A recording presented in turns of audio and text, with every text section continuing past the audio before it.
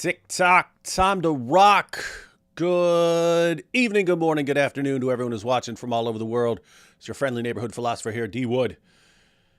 Right now I've got Jai and DoC. Jai and DoC, I think I hear you. Is that you? Oh, yes. Oh, hey, that's weird. It didn't, it It does that didn't weird. mute. It's been doing that weird thing where it mutes you, Cool. right? No, we're here. I have no idea how this works. So other times I've gone live without Giant DoC being on the screen. It mutes them right when I click start, and this time it didn't. So apparently the entire program is totally random in what it does. That's interesting. Interesting stuff. Hey guys, so what are we talking about today? Today, we are going to be discussing Farid's latest video responding to a stream that we did together on the many different Qurans. So many different Qurans out there. So many different Qurans. We're responding to him, responding to us, responding to him. Exactly. And right before we started, you guys are pointing out that Farid seems obsessed with this. It's pretty fun. And why don't you give us a recap on Farid's role in bringing about the absolute annihilation of the perfect preservation myth? He actually played a pretty big role. He leaked the one email that he should not have leaked, which said, you know what, Quran is in trouble. I'm losing my faith. Written by Yasser Qadi, talking about how he went to Yale and his whole worldview was crumbled. And Farid thought, you know what we should do with this email? Make it public. And he's been trying to backtrack ever since. And this is the latest episode. Yes. That might actually account for the obsession in the sense of I've seen just like in sports, if a player really screws up and they're going to lose the game because of him, all of a sudden that player dials up everything to 10. Like he has to redeem himself, right? Like he has to save the team that he just got into a lot of trouble. And Farid might be like that. Imagine completely crushing the confidence so many Muslims had, because that was, I don't have any actual statistics to say that was the main argument, but it was definitely top three, if not number one, as far as the thing I would hear over and over and over again from Muslims. If it came right down to it, it would be, but our book's been perfectly preserved. It's a miracle. And so to completely dash the hopes of so many Muslims and to crumble their confidence in the Quran, Farid might be obsessed with redeeming himself. Like he didn't want to go down in history as the guy who leaked the emails and convinced Muhammad Hijab to get Sheikh Yasser Qadi on and to try and clean up the mess that Farid caused. And then Hijab and Yasser Qadi made the mess way bigger, like 1,000 times bigger, and then Farid tries to swoop in and be the hero, and he's doing a pretty crap job of it, I have to say. Yeah, I wonder how Farid feels about the fact that he's responsible for so many hundreds of Muslims leaving Islam because of that interview that ended up coming out. That interview caused so many Muslims to leave Islam. I think we lost count. We were screenshotting a lot of the comments from Muhammad Hijab's video to Yasser Qadi's video. Wait, before they got rid of the comments or before they got rid of the entire video? Exactly. Yeah, exactly. So one of the first things that they did was delete the comment section, from one of the two videos. Then the other one followed suit. Then Muhammad Hijab edited out that part of the interview that was, damaging to the Quran, preservation, all that stuff. Yasser Qadi still cut it up for a while. They both eventually just got rid of everything. But because of that, the aftermath, what happened, the avalanche of apostasy just opened up. Yeah. And we do have those emails from Farida saying, I feel so bad that I did this. I'm sorry, it's my fault. Yeah, I got those emails.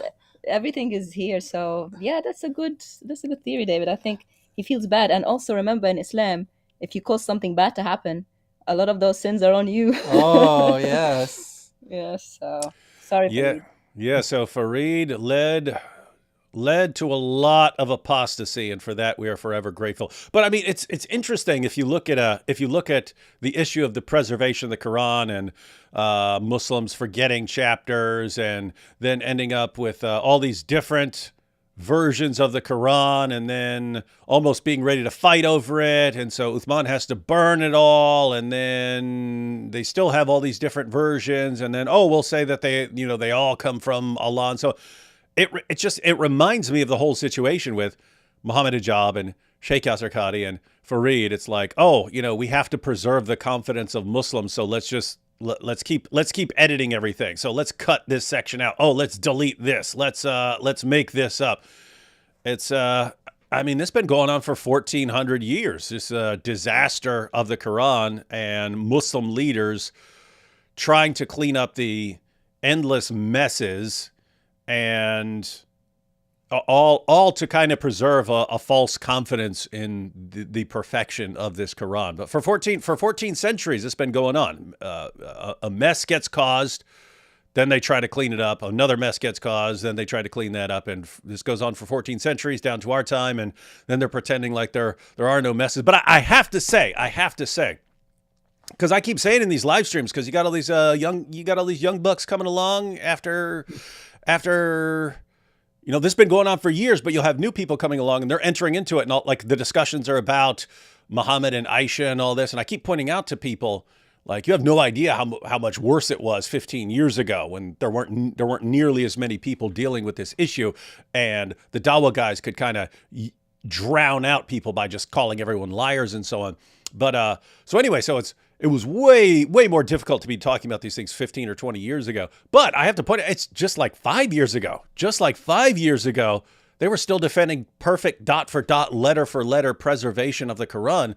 And now we look at every video from people like Farid and so on, and it's, how do we account for all these different Qurans? And here's our explanation for all these different Qurans. And this other Muslim disagrees with our explanation for why we have so many different Qurans, and whether all these Qurans go back to Muhammad.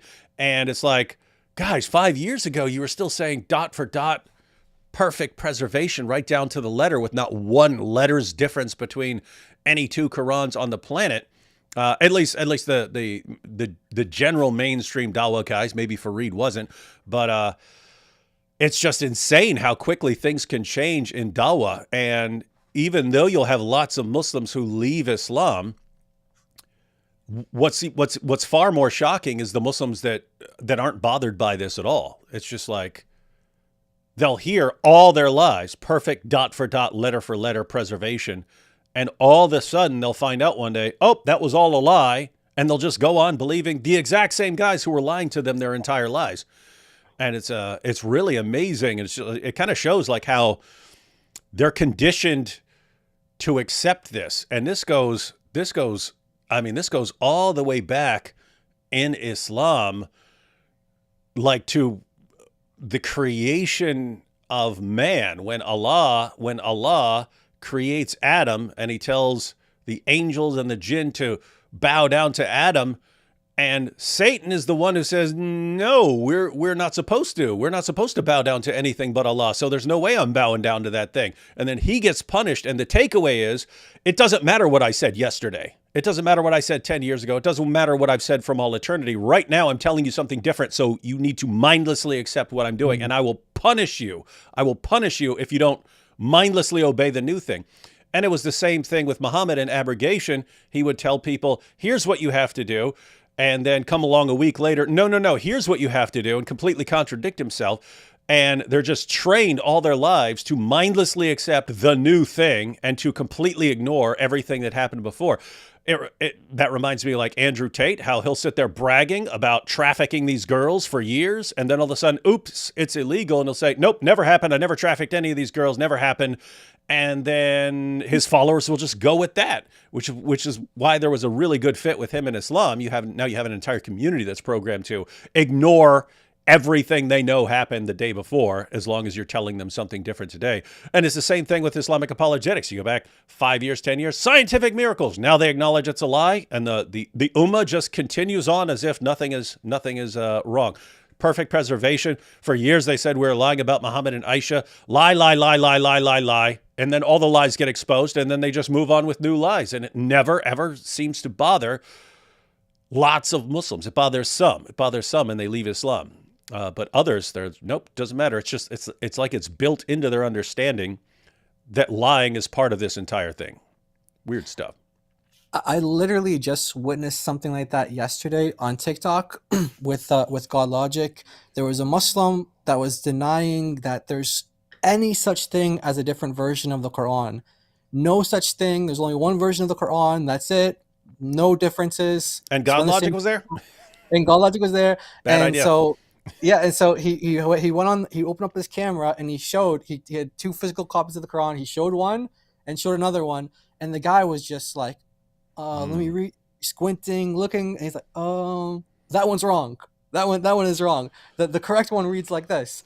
And so then a more knowledgeable Muslim came up and he's like, no, brother, don't say that. They're both correct. He basically just educated him, gave him the script. 2 seconds later, the guy was saying, oh yeah, he's right. Yeah, these are just saying the same thing. They're not contradicting each other. It's like a minute ago, you just told us that there's no contradictory, forget about contradictions. There's no different versions of the Quran. There's only one version, one script. They follow the same script. They don't change in any way. And now, since your brother came up that knows more than you, it told you that actually these are both, authentic in our tradition. They both go back to Muhammad in our tradition. Now you're saying, oh yeah, like 2 minutes ago you didn't know anything about the topic, and now you're just mindlessly repeating what your brother said. They're like actors on a set. You give a different script, and then the director comes in, no, we want a different script. You feed them the different script, and they say, oh, and everybody starts with the new script. Yeah. That's Islam. It's crazy. This is amazing stuff. This is, and I have to say it for the 1,000th time, ladies and gentlemen. Would the truth need this? Would the truth need this lie to support it? So lie about scientific miracles, lie about perfect preservation, lie about the character of Muhammad, lie about all these things. And then when the lies get exposed, then you just pretend those never happened and you come up with new lies. And so it's just like this endless cycle of lies. And then they circle back to previous lies that were exposed, but since they were exposed in the past, then Muslims stopped using them for a while. But then since Muslims stopped using them for a while, people stopped learning the responses, and therefore, now we can use that same lie again. It's like, does the truth need this like endless cycle of lies to support it? That sounds there's something really, really weird about that. Here's the true religion with all the evidence and the final prophet and the best book, and you say, okay, what's your evidence for it? And you get 47 different lies. There's a bunch of lies. Yeah. And then and then it takes you years to expose those lies, and then they just come up with a new batch of lies. And they say, you see this, surely only the truth can be supported by such a wide array of lies. Wild stuff. Yeah, it's crazy. And like Ali Dawah, he'll openly admit that the scientific miracles are debunked, all that stuff. But then he also says, that's why I converted to Islam. So he's like, I converted to Islam based on what I now acknowledge as a lie. And he doesn't have any problem with that at all. It just doesn't and Sajid interrupt his Sajid also said that he came to Islam because of the Quran's preservation. And then when he watched Mimi and Yasir Qadi completely decimate it, he said, this is the most damaging podcast ever. And then I was like, okay, are you going to leave now? Or they don't leave. And they didn't leave. They don't leave. Why? They're like, yeah, we came to Islam for lies, and we're gonna stay for lies, I guess. I don't know. It reminds me of like someone who converts to Islam, but then becomes like embedded in the community. Like I've heard it lots from like a woman who converts to get married to a Muslim man and so on. And he gives her a bunch of arguments. And then later on, she finds out all the arguments were completely bogus. But by that point, it's like hard to get out of because your entire life has now been based around this. And now you have kids and you're all, you're active in the masjid and so on. It becomes very, very difficult to get out of. But I guess it's like that for these guys. I mean, you convert and now your entire life and all your everything you do is about Islam. And okay, I found out all my reasons for believing Islam were completely false. What do I do? Well, I guess I'll just continue on. What else am I going to do? Weird. It's weird stuff.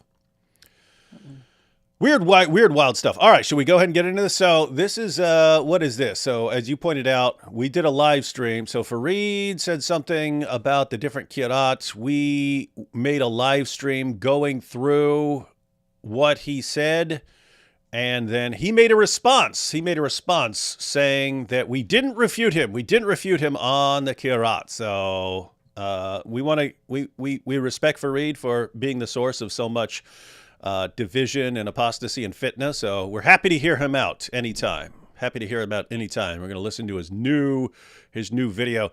Let me just take these first couple of super chats real quick. And then we'll jump right into the video. What sinful desire causes people to cling to Islam? What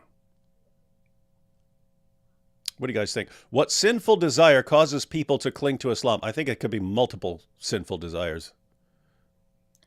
I think it's probably like what you mentioned before, being embedded in family and culture. Islamic culture is very tight in that way.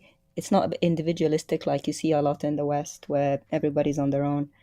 And this feeling of tribalism and loyalty, that no matter how bad it is, I'm loyal to that thing. That's what keeps people in Islam, sadly. Yeah. Okay. I mean, for someone like Andrew Tate, I think his reasons would be like, oh, now I can justify my immorality in a religion. And, he has other reasons for becoming a Muslim as well, definitely. And by the way, Farid blocked me for this. We did a stream he blocked me on Twitter because we did a stream about what Andrew Tate said about him. Yeah. And he blocked me. I mean, I don't know if he didn't like my thumbnail. I was just I dressed him up a little bit because I wanted him to fit the part. But wait, was Farid one of the guys that Andrew Tate called gay? Yeah. Sadly, yeah. And he got too sensitive about it. He got salty about it. Because we made a stream and laughed at how that's funny, and also how gay Muhammad is in some sources. Yeah. And he was and blocked us. Yeah. So sorry. What's your problem, Farid? That's an honor. You just be imitating your prophet if Tate were right. Yeah. I bet he didn't block Andrew Tate though. No, of course not. They need Andrew Tate. Yeah. Sorry, I got myself sidetracked with that. But Andrew Tate, he converts for probably a number of reasons. One of them, I'm sure, is to justify his sinful behavior. He's like, oh, what's a religion where I can have a bunch of slave girls do whatever I want to do, and if they don't desire chastity, then I can prostitute them or whatever. Well, that's Islam. You can do that in Islam. You can do all sorts of sinful things. So I think it's one of those religions that can it makes your sin like accessible, and you don't need to feel bad about it because Islam allows it and justifies it. Indeed, it does. And with an additional factor with Tate is, there's this big community out there, and as long as you say anything positive about Islam, you have a bunch of people who will suddenly defend you to the death. And same thing with like Sneeko. I mean, how many haram things does Sneeko do every single live stream? But as long as, every Friday he posts a picture of himself in the mosque, all is forgiven, all is well. We'll let him slide. If it were a female convert, they would be harassing her nonstop day and night to do everything that they tell her to do. But as far as people like Andrew Tate and Sneeko, just here's a big community that will not seriously question me no matter what I do if I just praise their prophet. I think that's what, since all the arguments now have been debunked, and like you can't even tell that the Dawa guys have any coherent argument at all anymore. I think Islam is just going to basically it's just going to be like a global gang at this point. It's going to be something you join, you jump into for your protection in a world that is bothering you, and it's like, oh, I can join this giant global gang with 2 billion members and so on. I think that's why a lot of people are going to be signing on to Islam in the future, because whatever happens, it's not because of any evidence, because they have none. Exactly. Let's see. Thank you for another European time friendly live. God bless you guys and all your work, D Wood and my favorite YouTube couple. Oh, cool. Thank you. God bless you too. You think starting a channel like Jihad Watch, but the twist is ripping Qurans up after each jihad act to tell jihad terrorists to stop. I'll stop tearing up Qurans when they stop. Based or no go? That could be based. Could be, yeah. Yeah. I used to do fun Islamic facts. Like after every major terrorist attack, I would make a video making fun of Muhammad right afterwards. So you could do the same thing in other ways. Yeah. Why don't Muslims claim the surahs causing the Islamic dilemma were abrogated? Are there only certain verses allowed to be abrogated? Giant DoC, you might know more than I do on this, but abrogation is supposed to be with commands. Like Allah tells you something, here's what you need to do now. So, alcohol is okay. Later on, he can change that. He can change that, give a new command.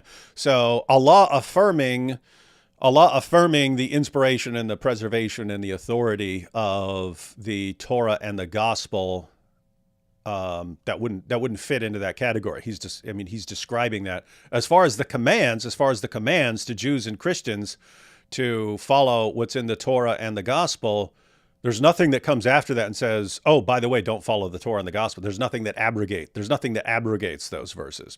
What are you guys' thoughts on that? That's correct. That's right. Same thing. The abrogation is for commands. And not only that, for something to be abrogated, you need evidence and the replacement of that abrogated command with another.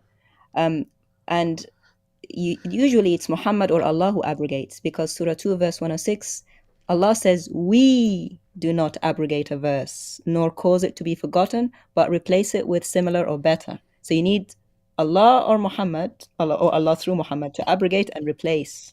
So those verses with the Torah and the Gospel were never abrogated or replaced with better. Otherwise, you need to show us those better verses or different verses. Yeah, some of them were contradicted. Yes, and believe it or not, even Muslims themselves do not stick to Muhammad or Allah being the source of abrogation. For example, Mut'a was meant to be abrogated according to the Sunnis. Yet in the tradition, you see Omar wanting to change it and others, but you never hear Muhammad or Allah saying it should be abrogated. To the point that some Muslims said, I'm not going to change something that Muhammad allowed. And that's why you have the split, where it's still practiced today. Yeah, if I'm not mistaken, there's like an entire legal school. They have like differences on abrogation, Yep. and it says something to the effect of, basically the Sunnah cannot abrogate the Quran. Only the Quran can abrogate the Quran. But the majority view is that yes, Sunnah can actually abrogate the Quran, but there's differences even amongst Muslim legal schools in regards to that. I don't know the specifics, but I remember reading about that. Yep. So And it actually, the whole issue of abrogation reminds me of the different Qiraat issue, in the sense that the objection gets brought up to the problem gets brought up to Muhammad before the explanation comes. So the problem arises first. In other words, hey, Muhammad, people are reciting the Quran in these different ways. What's going on here? And then, oh, didn't you know I've been revealing it in all these different ways? And it's the same thing with the abrogation, that it's the pagans, according to the Asbab al-Nuzul, it's the pagans who are pointing out, wait a minute, Muhammad tells you to do something one day, and then 2 weeks later he tells you something else, and you guys just go with that. What's going on here? That's when, oh, don't you know that Allah, when he abrogates something, he brings something better? And it's like, why do the explanations always come after this becomes this huge problem? And the explanation always sounds really stupid. Yeah, it's always ad hoc, and it's incredibly stupid. it tells you how human it is, because that's a theological issue. If God says, I'll bring you something better, because God is meant to be perfect. So there's no better in his word. He doesn't sit and think and think, I'll replace it with something better. That's a human thing. Mm-hmm. Zachary here says, speaking of different versions of things, what denomination of Christianity does David Wood subscribe to? I've always wondered, and now that I'm coming back to Christ, and you may offer advice in this. I would not be good for offering advice on denominations, because I don't have one. So yeah, you'd have to ask someone else about that. Snudgewick says, Ali Dawa threw the Quran miracles under the bus. He sure did. That's and true. and all he did was kind of what hijab but he did. I mean, he did it deliberately. Hijab and Yasser Qadi, they weren't trying to wreck the perfect preservation of the Quran. But I mean, you had scholars, scholars knew this, educated Muslims knew about the differences. They didn't want to damage the faith of the Muslim population. So they wanted to keep that stuff a secret and lie about it. But it was the same. It was similar with the miracles in that the Dawa guys had all learned over time that this is all complete nonsense, but they didn't want to, they knew that there were lots of Muslims out there whose confidence was based on the scientific miracles because of Zakir Naik and so on. And so they didn't want to like undermine all the work of the previous Dawa generation. But Ali Dawa was just like, heck with it. I'll just do it. Yeah, I say it's all debunked. Yeah. So yeah, there was the argument that convinced me, but it was a lie. Yeah. All the arguments that I believed in that made me confident in Islam, they's all lies, but I'm still a Muslim, yeah, because this is how it makes my money. Yeah, right. Yeah, I mean that's a really good point. I bet you the Dawa guys, they have like this, like the upper end Dawa guys who make like the decisions of like, okay, these are the arguments that we're going to start running out and ruling out. There's like a hierarchy of like different levels of Dawa guys. And I've heard some of them discussing things like on TikTok and other things like that, where they're just kind of like talking and just discussing issues amongst themselves, because there's like a Muslim YouTube channel that uploads their discussions that's like inner debates between Muslims. And I'm thinking like, it's like Muslims posting their own L's. It's like it's a channel by Muslims debating Muslims anyway. So they're like having debates about the Islamic dilemma and things, and some of them are saying like, well, you say this, you can't say that, you can't, but I just feel like what you said is true, that there's a large number of them that are now saying, guys, if you're saying, for example, that Muhammad is in Isaiah 42, that's going to just like destroy our theology. You can't do that. And it hasn't made its way to like the mainstream Muslim Dawa scene yet, but there's talks about it among some of the Dawa guys. And I think what you're saying is accurate, that there's talks, and then it kind of breaks itself down or gets down to the mainstream level someday, after someone like Ali Dawa, So Ali Dawa will come soon and say Isaiah 42 is debunked. Yeah, exactly. And yeah, by the way, those are the two next big things. The next big things. So at first you had the character of Muhammad, and anytime you said anything about Muhammad and Aisha or Muhammad and Zainab and so on, they just called you a liar back in the day. Now they all admit these things. Back in the day, no wife beating, no, none of that. That's all lies. Houris in paradise, no, it's raisins, right? So they were saying all these things to defend the morality of Muhammad and so on. Whereas now they just admit all these things. So it changes over time. Same thing with the scientific miracles, same thing with the perfect preservation. The next two big things to be working on are the Islamic dilemma stuff and Muhammad in the Quran, with passages like Isaiah 42. In other words, getting them to the point where they acknowledge that their own positions fail and that they've been lying all along. Going to be fun times. David Wood late again. What's that? Good. I was just going to say, like, as you pointed out before, that like, we can say things for years and years and years and years, but once one of the Dawa guys says it, it's like then it has a huge effect. And I feel like the time is coming when we're going to hear like a Yasser Qadi equivalent of some Dawa guy talking about the Islamic dilemma, and it's going to completely break the Dawa world. Yeah, it will. These are, so guys, these are, lots has changed. A lot of stuff has changed in the past 15, 20 years. Imagine what else is going to change in the next 15 or 20 years, because they're already feeling the heat. They're already feeling the heat. So we got to keep up the pressure. Let's see. David Wood late again. Can't blame a Turk today. What are you talking about? We are right Aren't here. You like 5 hours early? Yeah, super early. Kira says, thank you for all your work. You are making a difference.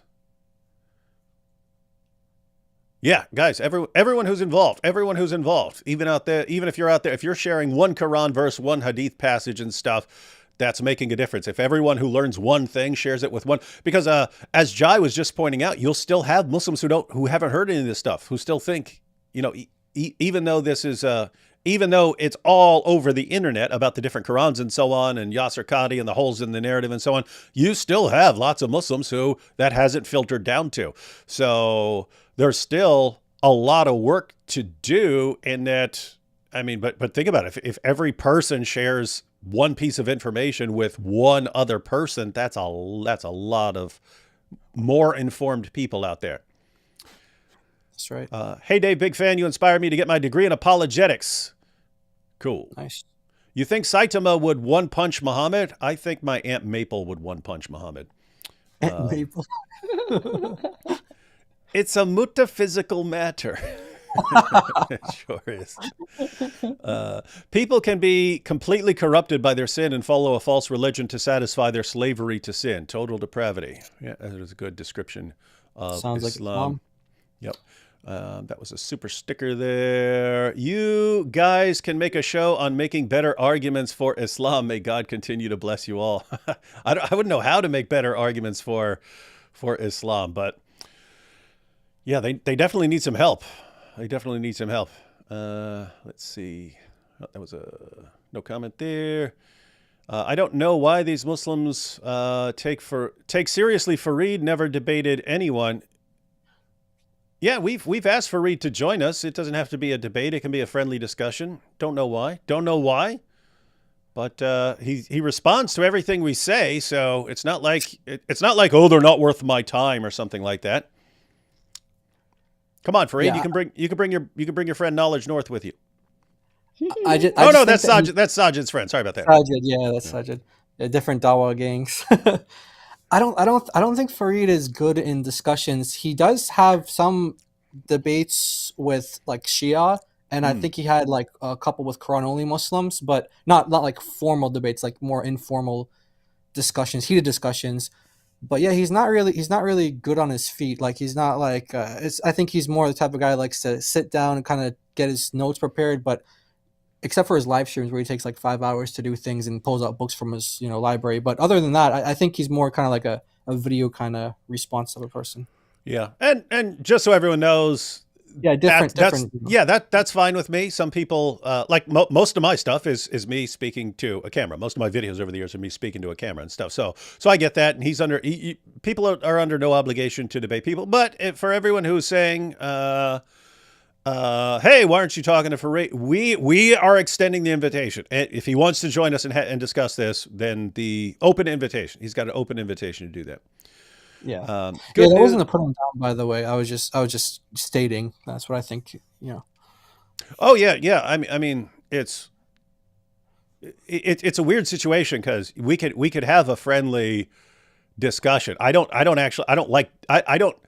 dislike Farid. I think he's wrong and stuff like this, but not in the same way like Ali Dawa or something. He's like a revolting person to me. Farid doesn't come across that way. So you could actually have a totally friendly discussion with Farid. And so it's like, hey, you're saying this stuff to a camera. We're inviting you. We could keep it informal and friendly. Why would you not want to do that? Don't know. Good news, Dawa guys are telling Muslims to not come into Christian lives on TikTok. Islam is falling on TikTok. Alhamdulillah, Jesus. Is that true? Are they telling people that happened over on TikTok? That's true. That is true.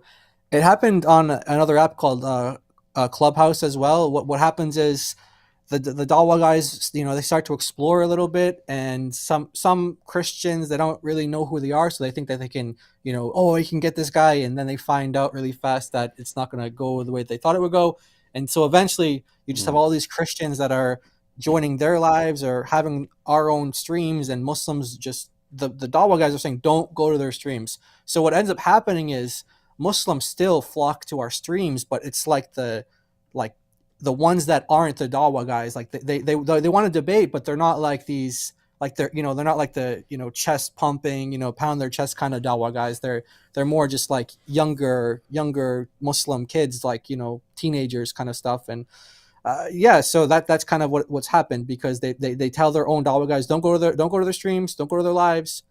So what happens is they're just leaving their young ones out to Well, the way I look at it is that they're hearing the truth, and they can make the decision with what they want to do with it. Yeah, so it's just interesting that that's the pattern everywhere now. Because I mean, it's the same thing at like Speaker's Corner. It's for years. Oh, come face us, and then people learn the Dawa script and expose them. And now, okay, don't talk to any Christian who has any idea what we're talking about, and they run, and then it's the same thing. Looks like on TikTok now. Just stay away from Christians who know how to expose our stuff, because it's just going to destroy your confidence. Why? Because all the stuff we told you is true about Islam. If you go to them, they're going to show you that we lied about all of it, and they're going to use our sources to show you that we lied about all of it. And we don't want that to happen. So just stay away from those Christians. Yeah, we literally just read their sources. We just read. That's all we do. Like God Logic even came up with a saying. He's like, what do? We just read. That's all we do. We just take their sources, we read them, and Muslims can't handle it. They can't handle it. Yeah, again, is the Muslims who are watching, does the truth need this? Does the truth need lie to support it, perfect preservation, another lie to support it, scientific miracles, lies, and then, you need to go live in a plastic bubble in Antarctica to avoid coming into contact with someone who's actually going to tell you the truth. Does the truth need that? The truth needs to avoid and keep you safe from anyone who tells you the truth? Guys, everything you say about your religion sounds exactly what you would assume is a giant lie. Like everything. It sounds like, if I didn't know anything about your religion, I didn't know any information, all I knew was that you keep having to lie to defend it. And in addition to having to lie and make up arguments to prop up your religion, in addition to that, you don't want to be around anyone who knows what's in your sources. You have to conceal what's in your sources from people. If that's all I knew and I didn't know any details, I would say there's no way that's true. There's no way that's true. The truth does not need that. Yeah. And I just want to add as well that the Dawa guys, they get themselves in trouble if they come interact with us. There was a session where a couple of people went to like Balboa Park where God Logic goes, and a couple other Christians went with them, and some of the Dawa guys from TikTok went there too. And just because this Dawa guy, he like shook Avery's hand or he gave him a hug or something like that, they were like, "What are you doing? What are you doing? What are you doing to be nice to this guy? What are you doing?" No. I didn't hug him. He hugged me. It's like that.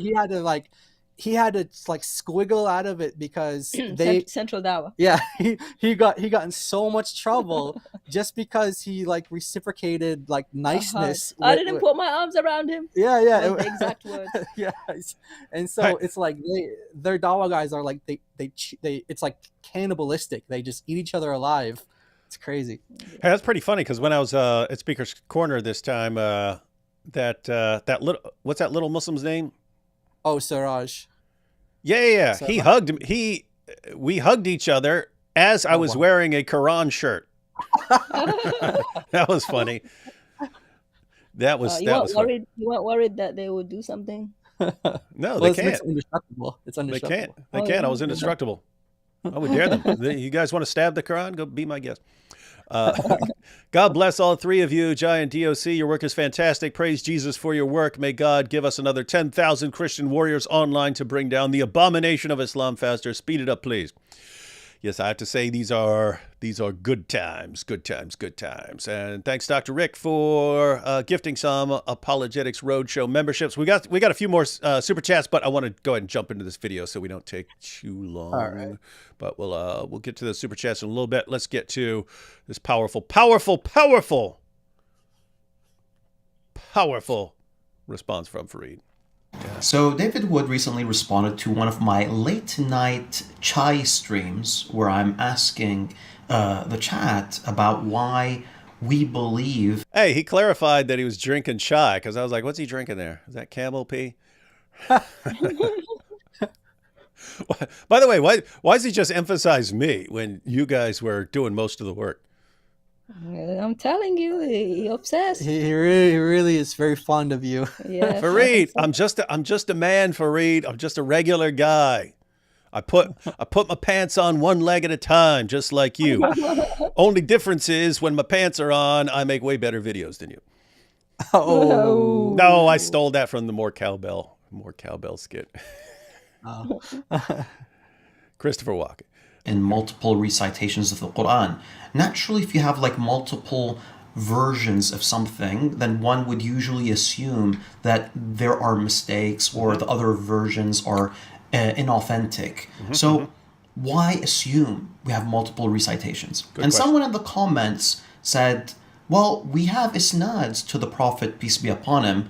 And then David, in response to that, said, Samin says, because we have chains of it going back to the Prophet. Because we have, that's chai tea there, ladies and gentlemen. That's chai tea. Nothing weird.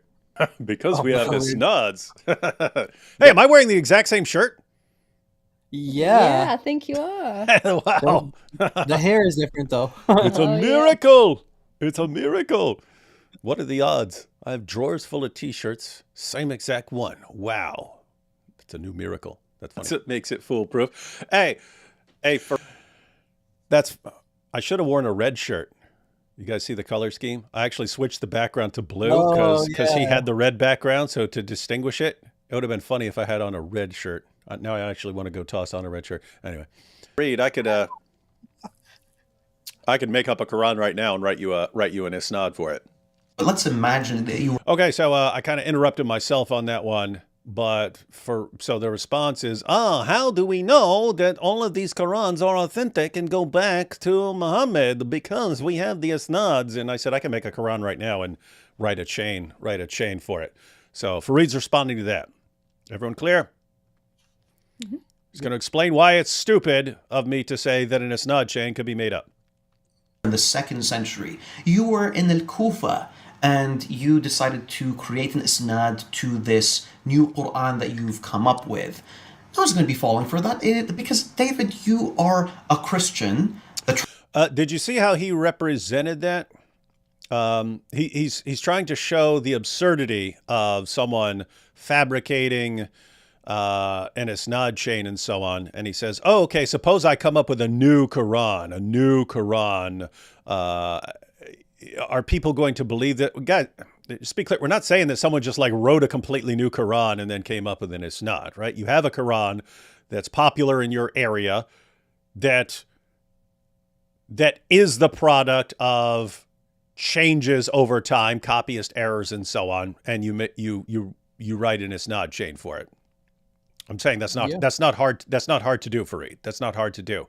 And we know because we have the parallel with these hadiths, you have all kinds of hadiths which completely utterly, totally contradict each other, and they're all sahih. So they all have reliable isnads going back to a companion, and they completely contradict each other, and they'll say completely.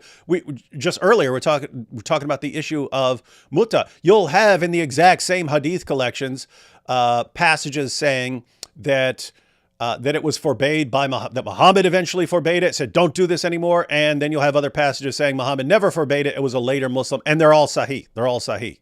What's that mean? It means people are making stuff up and attaching isnads that. They're attaching isnads to hadiths that completely contradict each other, and the isnads are set. What's that mean? It means that the entire process can be faked. It can be fudged. You can make things up. Someone's making stuff up at certain points. And even on issues like that, like Joshua Little, he's pointing out, Joshua Little, so lots of Muslims go to him now because he doubts the age of Aisha. A lot of Muslims are ignoring the fact that the reason he doubts the age of Aisha is because he doesn't believe you can trust the hadith in general. He believes there's so much fabrication, so much distortion that it's difficult to get to any true things in there. And his view is Islam, shortly after the time of Muhammad, ended up being regional. So you had one version of Islam around Medina, you had one version of Islam around Kufa, and they had certain things in common, like prayers and so on. But other issues, like you go over here and mutta's allowed. You go over here, mutta's not allowed, and so on. And he says that they basically get into this competition of who can trace their claims back to a companion of Muhammad.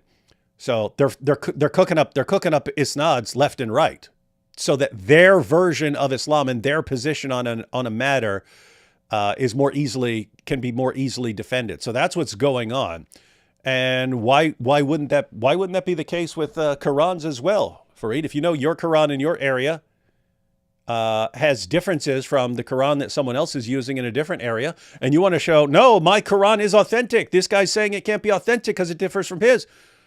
What, you guys who burn who burn piles of Qurans in order to cover up differences and pretend there are no differences, you guys are the pillars of honesty who would never fabricate a chain. Again, we know for a fact you guys were fabricating Isnad chains. Why? You have completely contradictory things, completely contradictory things that all have sound Isnad chains. So we know the Muslim community would make things up. Oh, but they wouldn't do it with the Quran. Come on. You guys have any thoughts on that? No, I mean, I agree with everything that you said. I think he's gonna. I'll probably have something to say for his next comment, though. Okay. But the way you said it, yeah, perfect. To kill his father, and you're a cross-dresser. Wait a minute. Wait, now he's talking trash about me. That doesn't really pass Hang on. isnad to this new Quran that you've come up with. I was going to be falling for that because, David, you are a Christian that tried to kill his father, and you're a cross-dresser. In all three counts, that doesn't... Say it correctly, Farid. I'm a cross-dresser when I imitate your fake prophet prancing around in his child bride's nightie. And I know you want to say, oh, there, Thaub means blanket there, or mert, which you look it up means dress. It means something else there. That's fine. You want us to give you the benefit of the doubt. What I'm saying is, my position is, when you guys just flat out make things up about Rebecca being 3 and so on, I'm not gonna encourage people to lie in response like you guys lie about what's in our sources. But I can say, nope, not giving you the benefit of the doubt on anything. So now you're stuck with it. You asked for it, and now you got it. You got it. No more benefit of the doubt. When we read all these hadiths about Muhammad being covered in, your prophet being covered in semen, we are going to assume that is from Dihya al-Kalbi, if it's from a human at all. When we read about your prophet being in the garments of his wives, we are assuming he is prancing around in their nighties. That's just how it is. That's just how it is. You guys did this. Yeah, I think he clipped you saying that, but he didn't include the context in one of his other videos. He tried to make it sound like you were saying, "Oh, we're gonna just misrepresent what you guys believe in intentionally," like whatever. That sounds like Farid. He took out like the complete first part where you led up to what you were saying, and so. Yeah. Oh, we should. Oh, go ahead. Yep. You really want to go into the characters of the people in the Isnad chains? Do you know what those people got up to? Yeah. It will make David in his pre-salvation life look like a saint. Just saying. Yeah, we're going to get into some of these characters that he says are trustworthy. And we'll see. We'll see if they line up to his standards of what he's laying out here right now.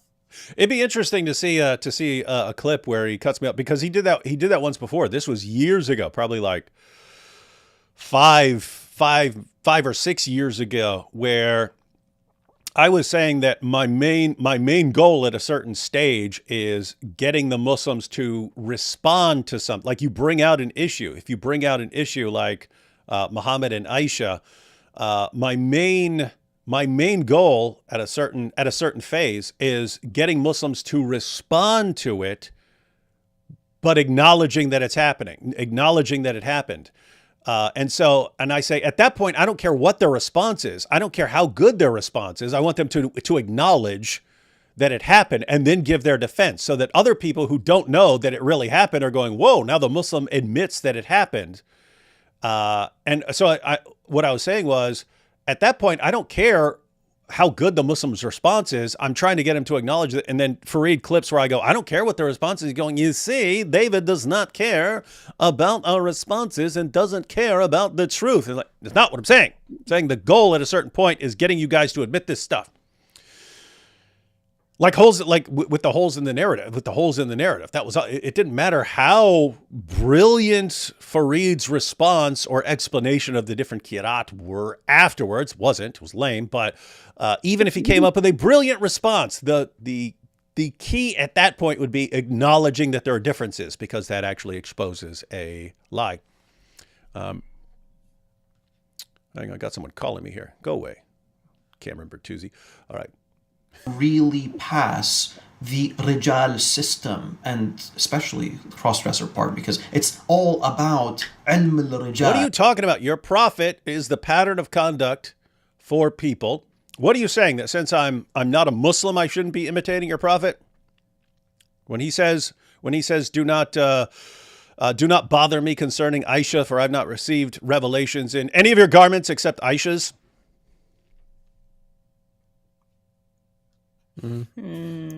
Serious question. What? You need to say the Shahada first, and then it will make it legit. Then I can dress up in women's clothing like your prophet. Is that what you're saying, Farid?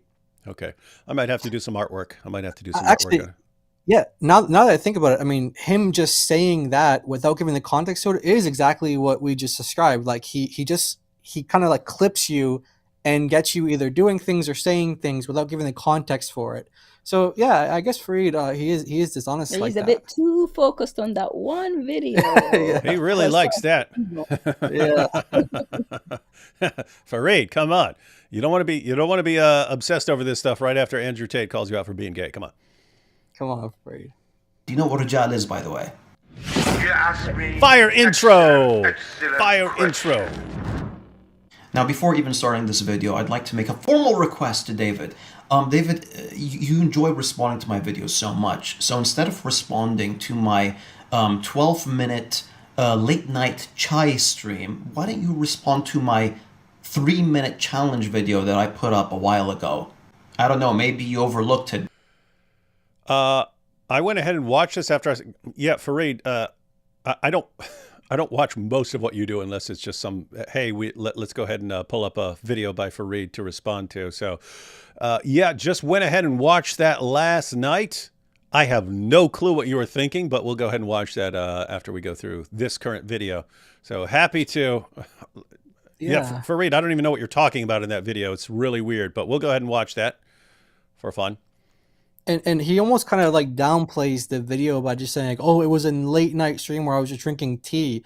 Like, well, you put it on your channel, and he acts like you said, like we go around looking for these things. No, people send them to us. They're like, hey, if you want a funny video to react to, you guys can make some great points off of this. Farid says a bunch of stupid things. Like that's the main context of how we get your videos, Farid. Yeah. People telling us like you said a bunch of stupid things. Does late night and drinking tea like nullifies whatever you say and make you so bad that if it's your performance so bad that people shouldn't respond to it? Like I don't see what the late night and chai have to do with anything. Does it make you say lies? Is that the rule? Yeah, and besides that, there was a reason. We had just said in a live stream, I had said, hey, why do you want to pin all these different Qurans on Allah and say Allah revealed in all these different ways, when you could just say you had textual variance over time, because that's what happens when you copy a book by hand. That's what happened. In other words, that's not a bad thing. That's not a huge embarrassment. I don't look at it and go, oh my goodness, they have textual variance. Oh my goodness, this proves that the Quran is false. That thought would never cross my mind. I understand if you have lots of people copying books by hands, they make mistakes. If you have people trying to go to older manuscripts and make copies of those, and some of these words come down to just the place a dot is in, or you don't have the dots and you're trying to fill in the dots, and different people can fill them in different ways. That's totally fine. I would not even be bringing that up as a criticism if you acknowledged it as just copyist mistakes and so on. I wouldn't think that's a problem. And so that's why I said it. Why don't you guys just do that instead of trying to come up with these absurd mental gymnastics to try and trace it all back to Muhammad and then blame Allah for revealing it in all these ways? That sounds silly and ridiculous. So I was actually trying to help you. And then right after we say that, then a guy brings it up in your live stream or whatever you were doing in your little chai talk. He says, "Hey, why don't we attribute these differences to errors?" So that's why we responded to the video, Farid. We responded it because your answer, I was legitimately wondering, why don't they go this route? And you had a video on it. And then apparently you were drinking chai, so we're not supposed to. Not supposed to comment. Yeah. Sorry, Farid. Next time I see you drinking chai, I'll just. Because you're so busy. Don't want to interrupt. Tea time. be cosplaying with Apis all the time. And I'm going By the way, drink coffee like a man, Farid. Come on. to keep on bringing this up in my videos because you seem to be intentionally trying to avoid it. Ah, well, ladies and gentlemen. Intentionally trying to avoid it. What do you say I'm avoiding? Yeah, you're intentionally trying to avoid his video. Like I think you just said you just found out it existed like last night. The 3-minute one?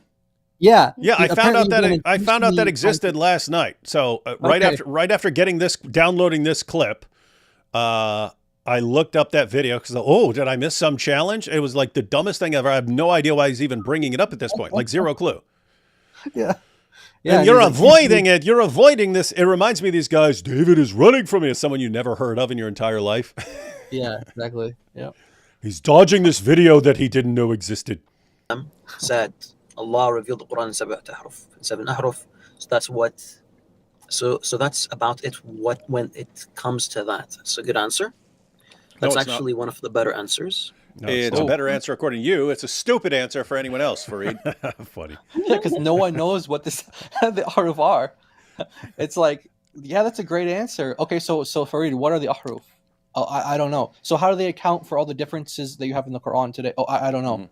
Now this is one of the stupid. By the way, it's funny. It's with Muslims not knowing what the different ahruf are, then it's just like, well, since we don't know what they are, we can say they're anything that comes up, Exactly. right? Isn't that fun? Isn't that funny? Guys, just keep it in mind. Those of you who are watching, if you're new to this, Muhammad was informed that some of his followers had a problem and that they're reciting the Quran differently. And then he says, oh yeah, that's because Allah revealed it in a bunch of different ways. Well, he revealed it in 7 ahruf. No one knows what these ahruf are. You have all these differences of opinion among Muslim scholars.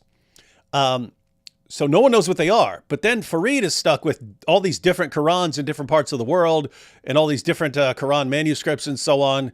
And he wants to blame the differences and say, oh, that's because of the different ahruf. It's like, well, I mean, how would you prove that? And the only evidence is just, well, there were 7 unknown mysterious things, and therefore we can blame all that on any differences. We can just say they go back to that. And yeah, you could believe that. Guess what, Farid? I could say that every textual variant in any manuscript of the Bible all goes back to the 1st century writers. I could say that. And guess what? You could not prove me wrong. There's nothing you could do to prove me wrong. Even if a textual variant only shows up in the 12th century and it's an obvious scribal error or something like that, I could still say, oh, yep, there's a mysterious chain of lost manuscripts that tie that back to the first. Anyone can say these kinds of things, Farid. It's just your entire religion is built upon, well, maybe if I have this silly explanation that makes absolutely no sense, maybe that can account for it, and then you can't prove it. That was powerful. Yeah. That was powerful. Reasons because I'm saying that the Quran. What's that? I was just going to say that analogy you gave was really, really apt because these variants that we have that come much later, Muslims don't actually have any hadith where, I mean, it'd be one thing if you had like a hadith that said, I mean, I don't know how serious we would take it, but if you actually had a hadith where like Muhammad would actually say, okay, here's this version of Al-Fatiha, like you can say Malik or Malik, you can either one, like you have Muhammad saying that, but you don't have him saying that. You don't have any hadith saying that at all. All you have is him saying that there's, 7 ahruf. That's it. What does it mean? Muslim scholars have no idea. And Farid's about to get into what some of the majority opinions are or what some of the, popular opinions are from the Muslim scholars. But they have no idea. And like you pointed out before, that there's an ahruf card that they can use, but they don't know when to use it. And it also doesn't go as far as they want it to go because you start asking them questions like, okay, how many of these ahruf still exist today? Okay. Is it just one? Did Uthman burn 6 of them, or did he only burn a few of them, or do all of them exist? And how do these account for all the differences? And you get into all these lines of questions, and they can only have one card. It can only answer a certain amount of questions. As Yasser Qadi said, is it 1? Is it 3? Is it 7? Yeah, exactly. Yeah. So it seems like Yasser Qadi's position is there's these ahruf, and we don't really know what they are. There are multiple theories, and there's the Uthmanic recension and how it connects, how it serves as the bridge from what was back then to what came later, and then the issue of the different kirat. And he's saying, I don't think there's any actual theory that really makes sense of all of this. He didn't think there's a coherent theory that could be defended on how all of this goes back to Muhammad and how you would do that. Whereas Farid is going, but we don't know, and so you can't prove it because we don't have the ahruf, so they could be anything, so we could say they're anything. Yeah, you can say anything, Farid. Anyone can say, words can come out of your mouth. That's very easy to do. Why should we believe that when it sounds really, really silly? All right, well, let's see where it goes with this. Was revealed in multiple modes. And yes, some scholars differed when it came to categorization of those modes. And a very small minority of scholars simply said, we don't know what it means. Most scholars had an idea what it means, and they were clear with what it meant, and the vast majority of them say, these are dialects. And just because they're dialects. Before we get to this part, there's something that I thought he was going to mention this again later on, but he only did it at the beginning. When he starts to get into like the science of men and talks about how, like, you wouldn't qualify because of, you're a Christian and this and that. I was like, well, let's go through some of these biographies of these different men that Muslims accept. And like I said, I thought he was going to bring it up later, but he only brought up that one time. I'm just remembering now. So I want to show you my screen here. And okay. Let's see. Let me get that up. All right. Let's put it on full screen for a second. All right. So these are the readers of the Quran, and they're different transmitters. Okay. So we have a bunch of them here. We're not going to go through all of the names, but we're just going to focus on a couple of them. And we've done a stream with David before. If you guys want to go back to it, it's about the unreliable transmitters of the Quran. We go over Hafs in particular. And we basically concluded that, like, he's a liar, a thief, a fabricator, et cetera, et cetera. He's getting it from someone who has a bad memory, who's unreliable, who got it from somebody whose Quran was hated, according to At-Tabari. And he also didn't learn the Quran from Uthman, which messes up their whole chain in Hafs's own isnad itself, which says that he learned it from him. Okay, so let's look at some of these guys in these biographical dictionaries that Farid is talking about, like he's bragging about and saying, hey, we don't let bad guys in, or we don't let these immoral guys in. So let's go over Hamza first. Let's go over Hamza. And we put the Arabic for parts that we thought might be contested, but if any other parts are contested, then we'll get the Arabic and respond in a video or in another stream with David. But this is just Shadi Nasser's translation of this portion relating to Hamza. And what we wanted to point out here is that, we're going to work our way up. So there's a guy called Hamza, and this is one of the readers. And yeah, they're like, yeah, this guy's trustworthy, but his memorization was bad, and he wasn't meticulous in transmitting hadith. And then some hadith scholars prohibited praying behind him, and they criticized his reading, to the point where you have Abu Bakr Shu'aba, which is one of the students of the other student of Asim, which is you have Hafs and Shu'aba. He said that the reading of Hamza was considered bid'ah, innovation, amongst the community of the readers. Okay? And then you have another scholar here saying, I wish that Kufa, remember he mentioned Al-Kufa, if you were in the 2nd century in Al-Kufa, would be purified from the reading of Hamza. So you have these guys talking about Hamza's reading in these negative terms, and what do Muslim scholars go and do? Oh, we're just going to go canonize his reading. Mm-hmm. So, okay, that's one. Anything?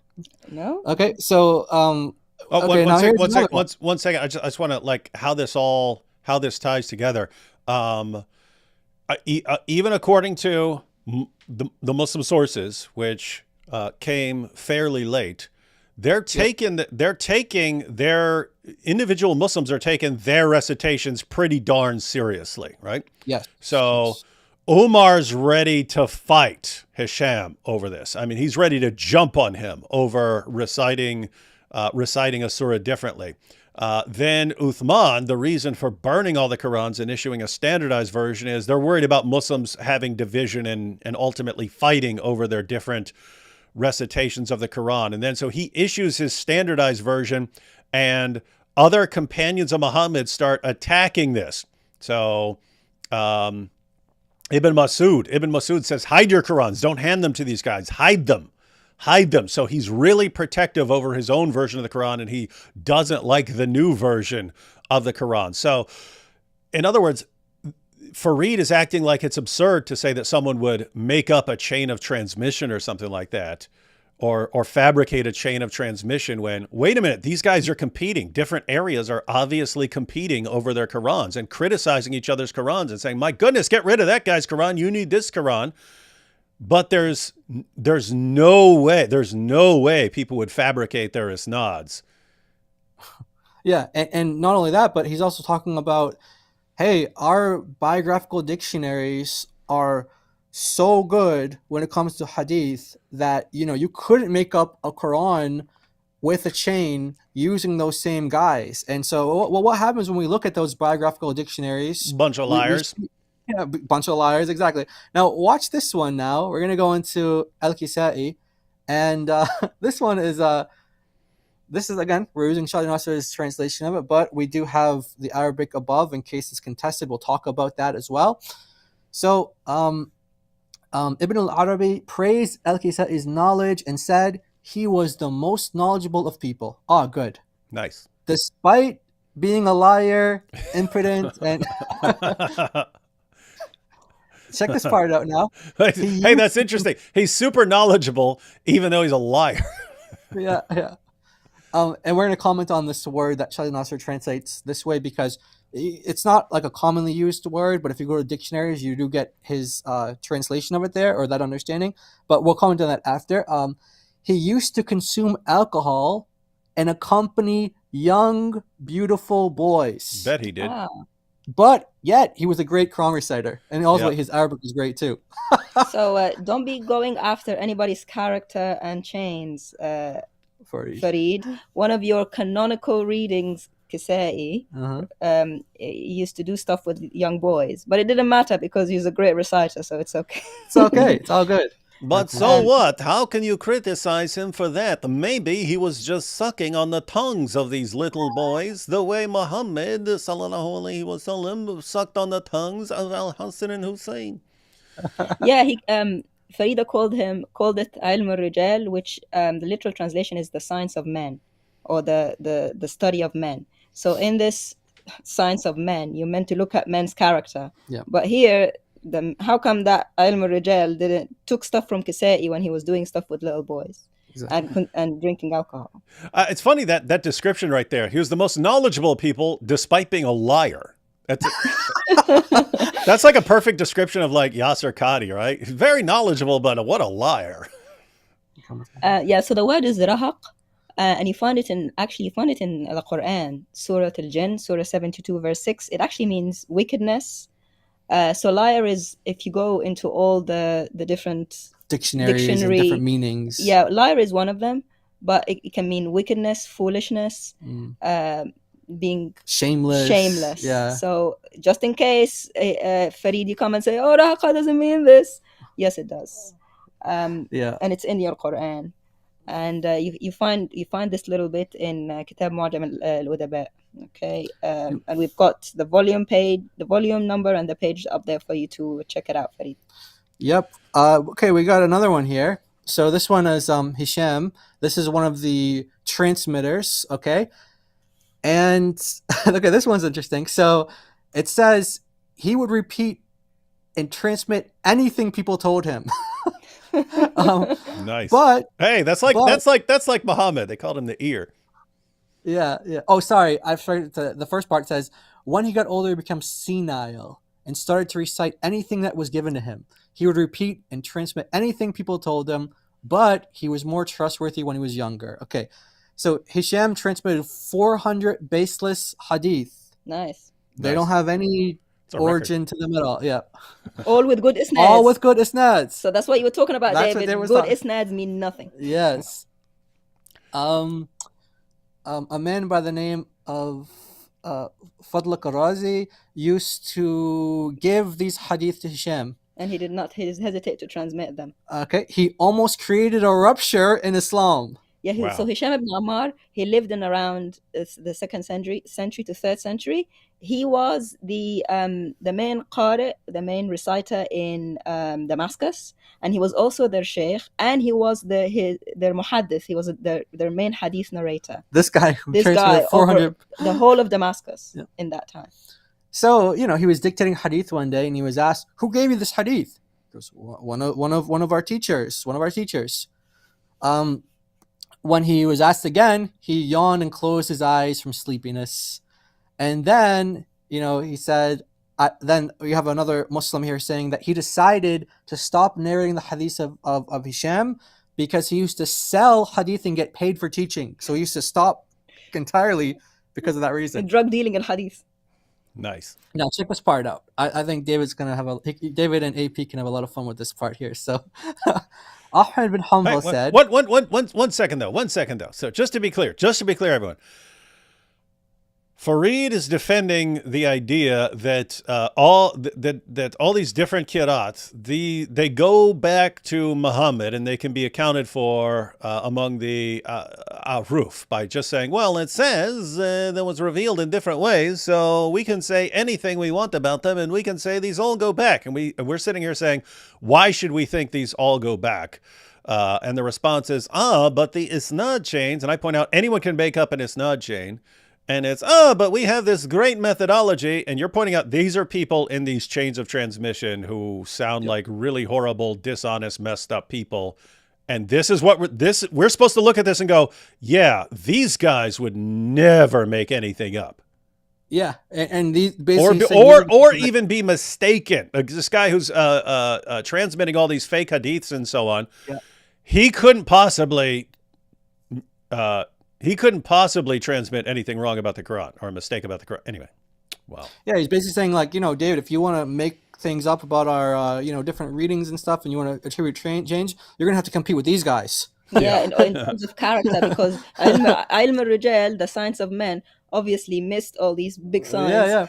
So Ahmed bin Hanbal said, Hisham was fickle and frivolous. Now check this part out. One day, he was sitting in public while his private parts were visible. A man told him, cover yourself. Hisham responded, have you seen it? Meaning his private part. God willing, your eyes will never suffer from... like conjunctivitis. Conjunctivitis. The old word for it. Like, your eyes will never be sore now that you've seen my thing. Yeah, he's basically saying, you're blessed that you've seen my private part. That's what he's saying. That reminds me of Muhammad, like, oh, you drank my pee? You'll never have a stomach problem ever again. It's a miracle. But this guy's saying, he's got his miraculous penis. Yeah. And then Ibn Hanbal said... Cross-dressing doesn't sound so bad now, does it? That's what these guys... Yeah, imagine this, Farid. You got your favorite... You got the heroes of your faith transmitting the Quran. They're sitting around with their junk hanging out and going, now you will be miraculously healed from any eye problems. Hey, your vision's going straight from 2400 to 2010 because you have looked upon my genitals. Come on, these are the guys transmitting your Quran that we have to mindlessly trust, Farid.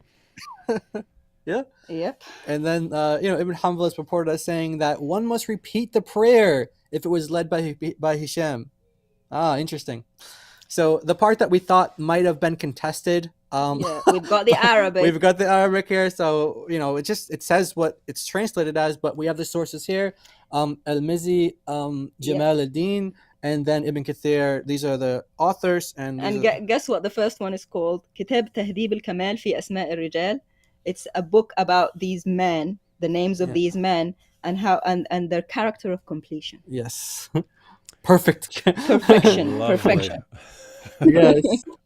And similarly, hey, the only thing that's missing is, and indeed, after I saw his penis, my eyes were perfect for the rest of my life. That's all that's missing. Yep. So I just wanted to, that's what we wanted to share so far for that. because Nice, Farid nice. made a big point. He made a big point about that. Hey, David, you would never be able to be one of our guys because this and You're that. not good enough. You're not good enough. But Maybe he meant you're not bad enough. maybe You don't go far enough. You don't go far enough. So I'd love to hear your response to this. This part. please, Farid. please respond to this, Farid. Please respond to this. And we love Farid. He keeps addressing this stuff. And for any Farid fans who are watching right now, I'm dead serious about that.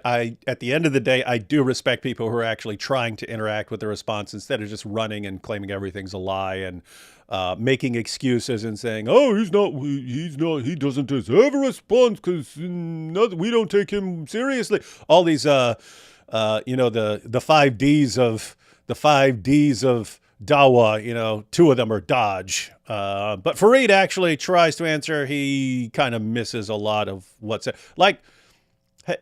He's still claiming that all these go back. Has he made a video responding to like the contradictions that you've brought up? No, not that I know of, but I'm glad you brought that up because it's very telling what he did respond to, because we said a bunch of stuff in that stream, and you'd think that he's just going to respond to the points that he thinks he can address the best. We said a bunch of things, including contradictions, and he just let that go unchecked. So I mean, he must have seen it, but he didn't give a response. I wonder why. Okay, so you have a request. You have a request for 2 things now. 1, respond to the information you just shared about these amazingly, shockingly evil Hadith Quran transmitters that he trusts completely and we don't. And we're saying, why should we trust these guys when your own sources say all this messed up stuff about these guys being into little boys and being liars and having terrible memories and saying, look, ladies and gentlemen, I got the cure. I got the cure for glaucoma right now. So 1, you have a request from Jai and DoC to respond to that stuff, but also, Farid, you should be responding to the contradictions that they've shown in different versions of the Quran. So, for example of what we're talking about, Farid, you know this because you watch everything we say.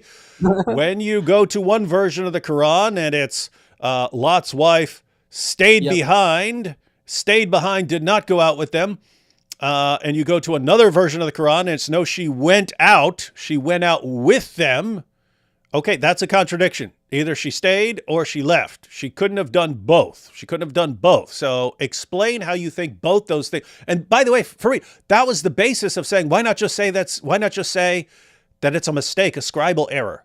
Because if you don't say it's a scribal error and you say, no, these all go back to Muhammad, okay, then you're saying that it was the Quran was revealed in a series of contradictions. Is that what you want to say? Is that what you want to pin? I'm trying to help you avoid accusing Allah of being completely contradictory here. And it's like, you're like, no, I want to accuse Allah. I want to. I can't accuse a man, mere human being, of making a mistake, so I'll say that God did. That sounds insane to us, Farid. Anyway. Yeah. I mean, I think that's fair, right? He's challenging you to watch that video and respond to it. You said, hey, we're going to watch the video after this. No problem. No one's running from it. You just found out about it last night. Tit for tat, Farid. Tit for tat. Yeah. So, don't intentionally avoid it, Farid. Yeah, so chapter 11, verse 81, specifically with what Ash-Shanqiti said with it as well, respond to that, and chapter 10, verse 16. Did Allah will or did he not will to make it known? And make sure not to be drinking chai or having a late night. Yeah. So that we can actually, we'll be allowed to then review it. Yeah, exactly. Yeah, we want to make sure we're allowed to respond. Farid, please, we need your permission, buddy. We need your permission. And Doesn't mean that they're limited to dialogue. What's that? So I was just going to say that those both came up on the last stream, and so he saw them. He just let them slide. I'd love if he responded to them. So why is Farid dodging these powerful arguments? Intentionally dodging these arguments. But they would include words that would have different meanings. Now, this is, again, an issue of categorization. At the end of the day, everyone is in agreement that Muhammad, peace be upon him, recited in different modes. It doesn't matter how you label the modes. Yeah, that's terrible, guys. That's terrible, everyone who's watching. So just to recap once again, this was supposedly, if you trust the hadiths on this issue, then this was supposedly brought up during Muhammad's time. Hey, why are we reciting the Quran differently? There is a perfectly simple, easy to understand explanation. True. Namely, Muhammad's memory was not perfect, and so he made mistakes over time. Muslims don't want to say that. And Muhammad didn't want to admit that. And so Muhammad, according to these hadiths, said, oh yeah, Allah revealed it in these different ways, these different ahruf. He revealed it in these different ways. Also, David claims that these are mistakes. So Farid's about to, I guess, defend the memory of Muhammad. Let's see. Yeah. Wait. Did he say? I might have missed it, but did he say already the part about? Most scholars say ahruf are dialects. Did he get it? No. He didn't get into that yet. No. Okay. By Muhammad, peace be upon him. Okay, fair enough. You can claim that, but David, you see, when you're saying that, you're agreeing with me that Muhammad, peace be upon him, recited in multiple ways, and that's Farid. look at what he just said here. Look at what he just said here. This is kind of funny. So, multiple possibilities, ladies and gentlemen. When you have Quran variants, and then you have hadiths talking about different recitations of the Quran, you have multiple possibilities. One, it's possible that you had the Quran and that it kind of mutates over time and you end up with different versions of the Quran. And then they fabricate hadiths saying, oh, didn't you know it was revealed in different ways? So that's one possibility, which I would be open to. If you say that this goes back, that this hadith is actually authentic, that these hadiths are actually authentic. Matter of fact, let's go ahead and pull it up real quick. Okay. I'll go ahead and pull it up. This is in a bunch of different versions. I grabbed one. Let's go and check this out. So this is Sahih al-Bukhari 2419, narrated Umar bin al-Khattab. I heard Hisham bin Hakim bin Hizam reciting Surat al-Furqan, so that's Surah 25, in a way different to that of mine. Allah's Messenger had taught it to me in a different way. So he hears Hisham, Umar hears Hisham reciting the Quran, and Umar's like, wait a minute, I heard it from Muhammad himself, who taught it to me in a different way. So this guy's reciting the Quran in a way that is different from what I was taught by Muhammad. So I was about to quarrel with him during the prayer, but I waited till he finished. Then I tied his garment round his neck and seized him by it. So guys, he's pretty serious about differences in the recitation of the Quran, and brought him to Allah's Messenger and said, I have heard him reciting Surat al-Furqan in a way different to the way you taught it to me. The Prophet ordered me to release him and asked Hisham to recite it. When he recited it, Allah's apostle said, it was revealed in this way. So when Hisham recited it, which is different from the way Umar was reciting it, Muhammad said, yeah, it was revealed in this way. Then he asked me to recite it.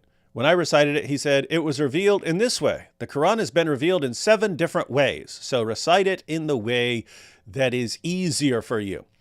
So Farid's response is, but you're agreeing with me that Muhammad recited it in different ways. Farid, I'm saying, if this hadith is authentic, you have so many freaking problems here. I mean, you have so many different problems, which we brought out, and you're responding to very few of them. But notice, so here you have Hisham, who converted after the conquest of Mecca. So this is towards the end. Neither Umar nor anyone else seems to have any clue about all these different versions of the Quran until they find out that people are reciting the Quran in different ways. And then suddenly Muhammad, hey, don't you know I've been revealing it in 7 different ways. They only find out after they see the problem. So you've got that, other problems that we already talked about. If you say that these are different dialects, Hisham and Umar are same tribe. They spoke the same dialect. They spoke the Qurayshi dialect. So you have all these different problems, and it just makes it absurd. And it's part of a pattern in Muhammad's behavior that, like the issue of abrogation, like other issues, matter of fact, like the issue of the 2 Marys in the Quran. Muhammad doesn't say, when the Quran calls Mary the sister of Aaron, when it calls Mary the mother of Jesus, the sister of Aaron and the daughter of Imran, here's what's going on. He doesn't say that. It's not until Christians raise the objection, hey, what, is your prophet stupid? He thinks these are the same two people. These two people are the same person. It's only after that that he comes up with his explanation. So why does he always come up with an explanation, and a stupid explanation, after the problem is pointed out to him? Why? How was no one aware of this stuff before it gets brought up as a criticism? So that's the issue. That's the issue, Farid. You guys have any thoughts on this before we jump back to Farid? Yeah, like you pointed out, there's a bunch of issues that you can take out with this hadith here, but I think I'll save it because it's going to come up later, and when he tries to say like these are just different dialects. Aha, we have the different dialects. Enough for me. Now, if you want to argue that Muhammad, peace be upon him, didn't know the difference between king and owner, and he would mix up the word. Look at what Farid just did there. Did you guys catch that? So I pointed out that if you have an authentic hadith here, then my theory would be, if that is authentic, my theory would be that Muhammad delivered Surah 25 to Umar, and then, because that's a Meccan surah, so that's a long time before Hisham is hearing it, and that maybe Muhammad got some things wrong. Maybe it changed in Muhammad's mind by the time you get to after the conquest of Mecca. So you're talking about a long time later. Could Muhammad have not had a perfect memory about it? Could he have just recited it differently when he's explaining to Hisham how to recite it? Could that have changed? It seems entirely plausible. It seems completely entirely plausible to me to say that. What did Farid just do? Look at what he just did. Then he says, oh, so David is acknowledging that Muhammad was reciting the Quran in different ways. And so would Muhammad really not have known the difference between king and owner? I didn't say that's the origin of that. That was, Farid believes that king and owner both go back to Muhammad. I'm not saying that. Guys, in other words, I was talking about a difference in Surah 25. There's a difference in Surah. These guys were reciting Surah 25 differently. I said, maybe Muhammad had a bad memory. Farid then jumps to, David is acknowledging that Muhammad recited in different ways, and therefore he's agreeing that Muhammad was reciting basically all the differences in the Qiyat and so on back then. Exactly. No. I've never even thought that, Farid, let alone claimed that. I don't believe that those differences go back to Muhammad. I believe that some differences very plausibly go back to Muhammad and his faulty memory. I'm not saying that all the differences in the Qira'at, because Farid, some of them are just like putting a dot in a different place and it gives you a different word.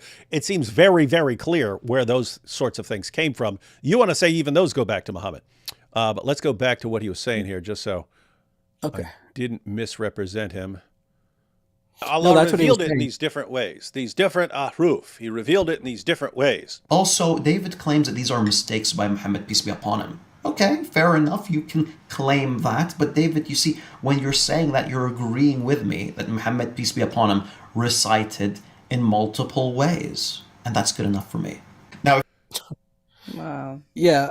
Me saying your prophet had a faulty memory, which we know from your Muslim sources, your prophet had a faulty memory, and therefore, over time, he recited things differently. Guys, it's just like if I write a poem right now and you ask me to recite it 5 years from now and I get something different or something like that. Farid says he's fine with that. He's fine with me saying that Muhammad misremembered some of his own things, and Farid's fine with that because I'd be acknowledging that Muhammad recited the Quran in different ways. Yeah, I have no problem with that, Farid. And I think it's probably true because of hadiths like this. I think that's so I think Muhammad probably was forgetting passages, forgetting verses and so on, and also changing verses over time.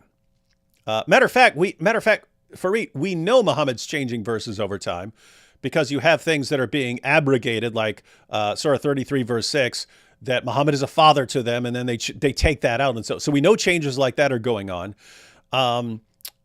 And what about other kinds of changes where Muhammad just doesn't have a perfect memory? Because we know from your sources that he didn't have a perfect, we know from your sources that he would forget things. So I don't have a problem with any of that. But Farid, that's not that you're a million miles away from me saying all the differences in the Qiyat go back to Muhammad.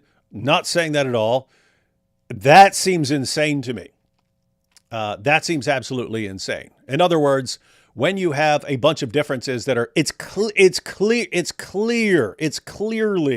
something that you would attribute to a scribal error. And you want to say, no, that goes back to Muhammad. All right, there you have to show us. There you have to show us. So don't conclude that that's what I'm thinking. Exactly. And to suggest that because you said Muhammad had a faulty memory, and then Farid takes that as, oh, so all of the variant readings go back to Muhammad. It's just absolutely ridiculous. I mean, that's what Farid thinks is like a got you question, though. He's like, so do these go back to Muhammad? Do you think he's forgetful? And he actually thinks that justifies his position. That's like, hey, even these Islamophobes or these Western academics, even they're saying that these go back to Muhammad, but they're just not saying it's divine. They're saying he's forgetful. No, what we're saying is, not that I'm in, those groups, like I'm not a Western academic, but I'm just saying what people are like David and us, what we're saying here is that the origins of the variant readings have lots of different reasons. Okay, you had some Muslims that were arguing about legal issues, and maybe one wanted to argue this point. Well, if you read the Quran this way, you could argue it that way. Legal issues, theological issues. There's debates between the Mu'tazila and the other Muslims where like the Sunnis, yeah, right, and they were basically arguing like origins of evil, like does Allah create evil, or is evil something that they're having debates, and so some were appealing to some readings of the Quran that were read in one way that Sunni Muslims now reject. But what I'm saying is they appealed to readings or made up readings maybe to justify their positions for certain things, just like with hadith. They would just make up hadith and traditions and make these chains up to justify their positions. Also, yeah, ambiguity in the script. You can read this word a bunch of different ways. And in some cases, I think that Shadi Nasser documented that there are some words like across all the corpus of the literature, not just the canonical readings, but of course all the corpus of the readings, like canonical and non-canonical. You have like one word that can be read like 44 different ways. So, I mean, did Muhammad say all them? Did Muhammad say it all? Yeah, exactly. Yeah, he's been quite deceptive. He's muddying the waters. Just because we said that he might have forgotten about that hadith about Surah 25 doesn't mean we mean everything. Like he mentioned Malik and Malik in Surah 1. Yeah. If he can bring me any hadith, authentic hadith, where Muhammad said it Malik to one companion and Malik to another, I would believe him, but it doesn't. Yeah. So he extrapolates it over all the differences, which are hundreds of thousands, which is very deceptive. And again, mind you, he thinks that the only variants of that verse are just Malik and Malik. That's it. But actually, as we showed in the last stream, there's actually 21 different ways, and just and the literature that we have access to, we have 21 different ways to read that one word. 21 different ways. So it's not just, oh, did Muhammad say it like this or did he say it like that? It's like, well, there's actually a whole bunch of other ways that he could have said it like this or could have said it like that. Maybe he was very forgetful. Maybe he was. In fact, why don't we put this up on the screen, David? We have a couple of sources we want to go through about Muhammad's his memory. Yeah. What? So, I thought his memory was perfect. He's the prophet. Yeah. And people around him, all perfect memories, right? Oral transmission. Yeah, so here's the verse of abrogation, chapter 2, verse 106. And guess what? There's variant readings in it. Variant readings in the verse of abrogation? Wow. Allah said, we do not cause a verse to be forgotten. There's a various reading, not just a variant reading, not just nunsiha, but nunsiha, which means from causing you to forget to whatever verse we abrogate or we make you forget.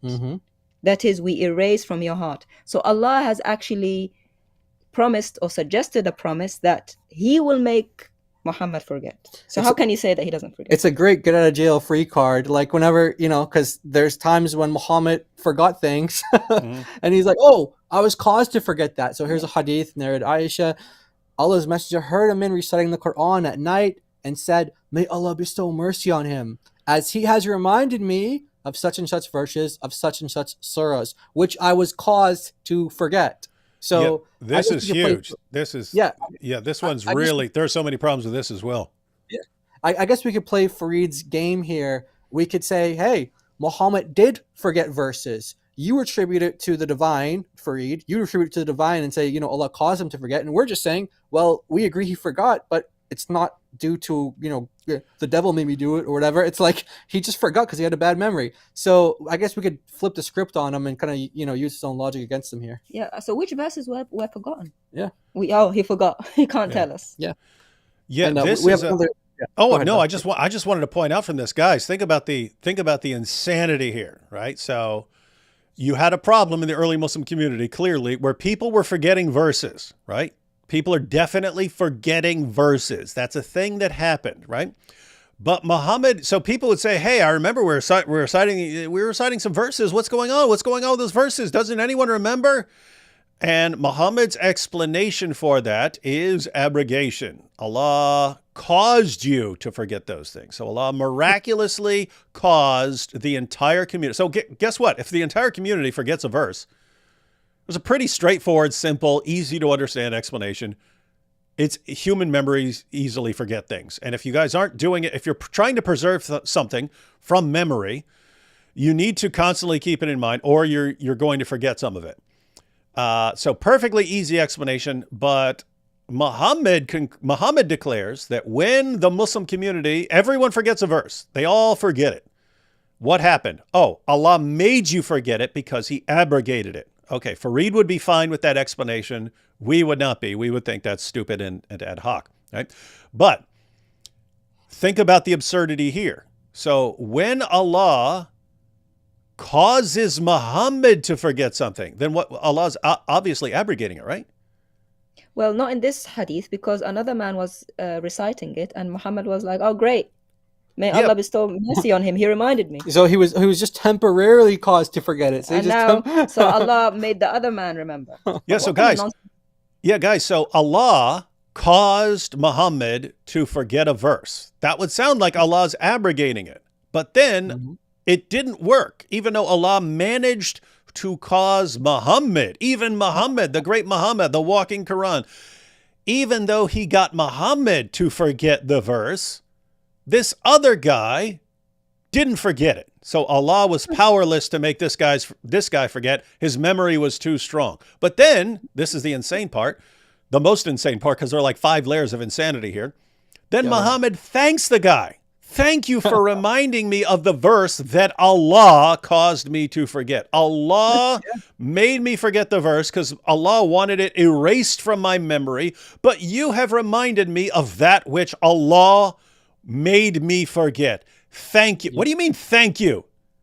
You should have been like, what are you doing? Trying to overpower Allah here? You're exposing Allah and making him look stupid and weak by overpowering his ability to make us forget things. What's wrong with you? Instead, it's thank you for bringing that verse to my memory after Allah erased it.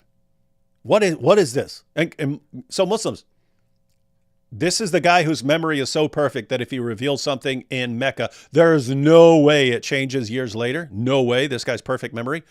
Well, Allah made me forget that. Allah made me do it. Yeah, I mean, so Farid acts like it's like an impossibility, or you're saying something absolutely insane to suggest that Muhammad could have possibly forgot the Quran, and he like goes on that point as if he's got something. But no, you don't have anything. You don't have anything, Farid. And this is also where the theory of abrogation, how it gets a little wacky and wild amongst different Muslim interpreters of what does that mean. So, for example, there's the codices of different companions, such as Ubay, for example, who had, 2 extra surahs of the Quran. And you have some Muslim scholars who acknowledge, they say, actually, yeah, those actually were surahs of the Quran. But they were abrogated, and Ubay just never got around to, erasing them or something. But wait a minute. Then that gets rid of the theory that says when Allah abrogates, he causes everybody just collectively to forget it. So this hadith and that if that's actually the position, which I guess there's tons of positions on what's going on with Ubay there and the other companions who had the extra chapters in their Qurans. But that's one of the ways Muslims try to understand it. And they say, well, things can be abrogated, but, sometimes people can still remember these things. But see, what Muhammad's reaction here is, he doesn't say that this thing's abrogated. He just says, you reminded me and I was caused to forget it. You don't get any implication or indication that he's just going to forget about this now. We're not going to reset it anymore. Mm-hmm. So we have another one here. Yeah, this one, Muhammad was leading the prayer and he recited Surah number 30, Surah Al-Rum, and he confused some of it. Oopsie. Wait, what? I thought Farid said it's impossible for Muhammad to confuse things or to... Oh, but Satan made him do it, right? Right. Oh, okay. So the Arabic is فَلَبَسَ عَلَيْهِ بَعْضُهَا. Some of it got mixed up in his mind. He said, indeed, Satan, Shaitan, confused our reading because some people... Oh, it's their fault. ...who came to prayer without ablution, without wudu. So if you come to prayer, do the wudu well. Do the ablution well. So if you don't wash that wudu that you do so well. Yeah, so if you don't wash yourself properly, you don't do your proper purification, you could cause Muhammad to mix up and confuse things, which something that Farid thinks is impossible, and he attributes it to Satan. So before he attributes it to Allah caused me to forget this, and now he's saying, oh, actually Satan made me mix this one up. He made me forget actually how the surah goes. He confused me. And guess what? It's Hassan. Yeah. You find, and Albani graded is the grader. So guys, think about this. Hey, Muhammad, why'd you forget that? Allah made me forget that. Hey, why'd you confuse this? Oh, Satan made me do that, and it's your fault. Your fault because you didn't do your washings correctly. So in order to punish you, Allah allowed Satan to confuse me about the Quran. This is the guy whose airtight memory could never come up with a different Surah 25 over time. Yeah. Yep. All right, that's all we wanted to show for that. Seriously, Farid? Yeah. Go and respond to that stuff too, Farid, while you're at it. So now we have three topics for you. So Muhammad's clearly, according to your own sources, faulty memory. He would forget things. He would have to be reminded of things, and then he would mix up things and then blame Satan. So if a Muslim shows up and he hasn't done his washings properly, then Allah would remove his barrier of protection from Muhammad, and Satan could trick Muhammad into messing up the Quran. Good. Hey, David, isn't that kind of like someone, bearing the sin of somebody else? Like somebody coming to sin and someone else has to pay the punishment for it? Yeah. Muhammad was punished for you not washing properly. So interesting. Farid, so that's another example of what we're talking about, that after it's pointed out to him, hey, Muhammad, you don't even know what you're talking about, dude. We remember the Quran better than you do. And it's, that's because you guys didn't wash up properly. And I would know because I've still got semen all over my clothes, but maybe I didn't do it. That's why Satan's really overpowering the Quran here. It's like, Farid, if Muhammad only had to use this kind of explanation once, then maybe we'd let him slide. It's over and over and over again that people point out something. Hey, this guy who learned the Quran from you is reciting the Quran differently from this guy who learned the Quran from you. What gives? Oh yeah, Allah revealed it in all those different ways.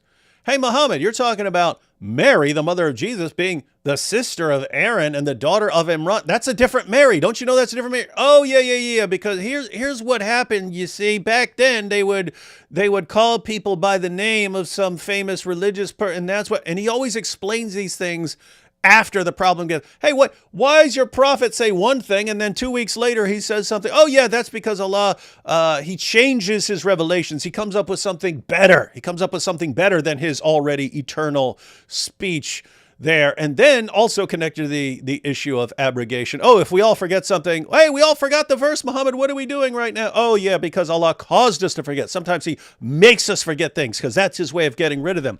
Oh, guess what? I just forgot a verse. Allah must have wiped it from my memory. Oh, but that guy over there still remembers it. Thank you for reminding me of that which Allah caused me to forget. It's over and over and over again, Farid. It's like, is there any limit? If that's all Muhammad did all day was make excuses for all the problems and mistakes, and that was 100% of everything he ever did, would you still just believe him? Because we're looking at this going, I mean, this guy's obviously making this up as he goes along. I mean, obviously.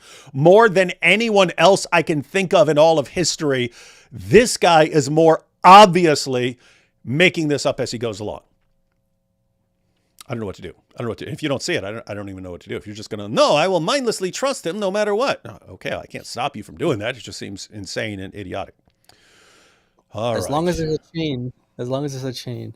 Yeah, you can't prove that the Ahruf don't explain all of this. We want to argue that Muhammad, peace be upon him, didn't know the difference between king and owner, and he would mix up the words king and owner. That was later. And he would mix up alayhim and alayhum, and these are just different dialects. Guys, everyone listen to what he just said. How could Muhammad be confused about king and owner? One, as we said, not our position. That's a later confusion. Guys, to anyone who's listening to this right now, they're thinking, yeah, how would anyone confuse king and owner? Why don't you guys give us the Arabic for king and owner in Surah Al-Fatiha? So king is Malik and owner is Malik. Malik. Yep. How could anyone confuse? I would say they're completely different. Yeah. So everyone who's watching, isn't it interesting that the confusion over the word is over two things that sound very, very, very similar? I also want to say, not even necessarily Muhammad confused them, but the hearers. Let's say somebody's accent or something, they heard it like, did he say Malik or Malik? I mean, it's like literally like a ultra second of like a extra pronunciation of a yes, it's very easily confused. Yeah, and you have the Quran, it's spreading to different areas. You've pointed out people have different accents. They might not pick up on the correct version, but then you have the Quran spreading to other people in different lands who are having to learn Arabic as a second language to learn the Quran. It's like, seriously, no one could have ever mistaken those two words, Farid. It has to go back to Muhammad. And it just coincidentally is two words that sound very, very, very, very similar. Yeah, but Muhammad revealed it in those different ways. He has to provide evidence for this, that Muhammad said it this way and that way to this companion and that companion. If he provides that evidence, I'll be with you, but he doesn't. So that leads us to believe, like you say, it's a later confusion. And that makes sense. Yeah, even the other example he gives, alayhim.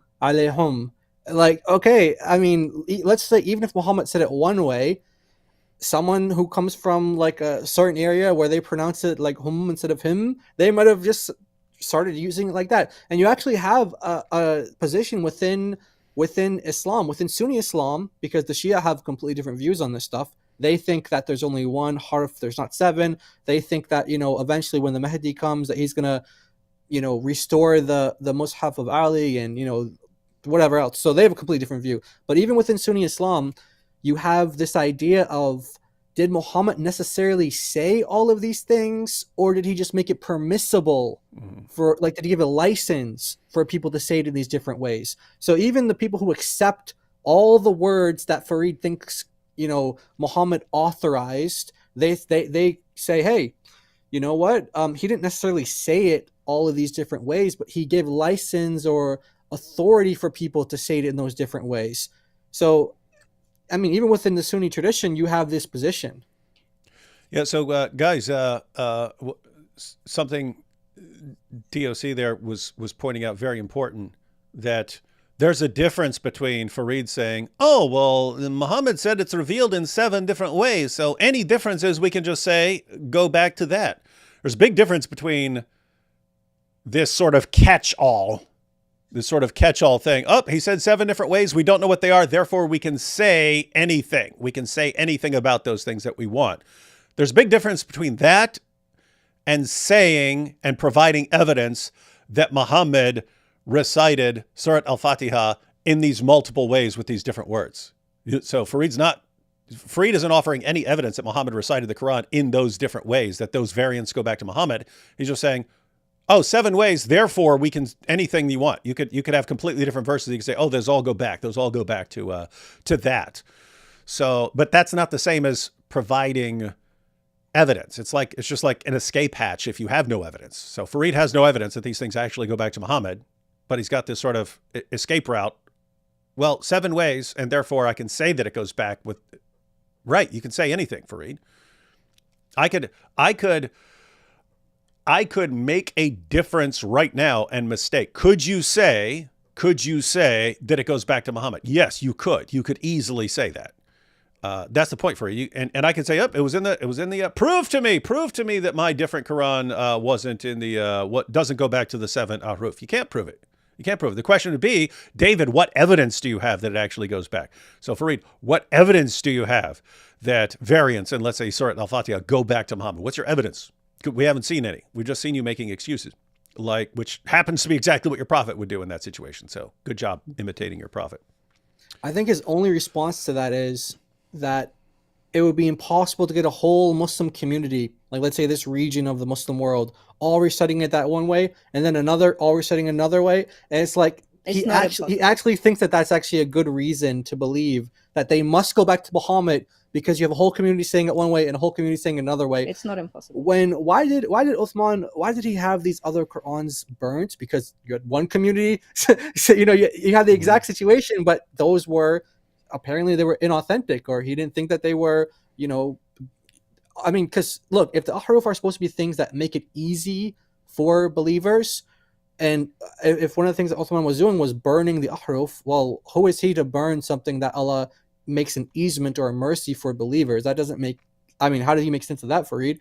But again, if the answer to the question, because I think that's how we would answer it, would be like, okay, this whole Muslim region, like this whole state or whatever, all pronounce it this way, and this whole state pronounce it that way. How could they get it back to Muhammad? I mean, how could it not go back to Muhammad?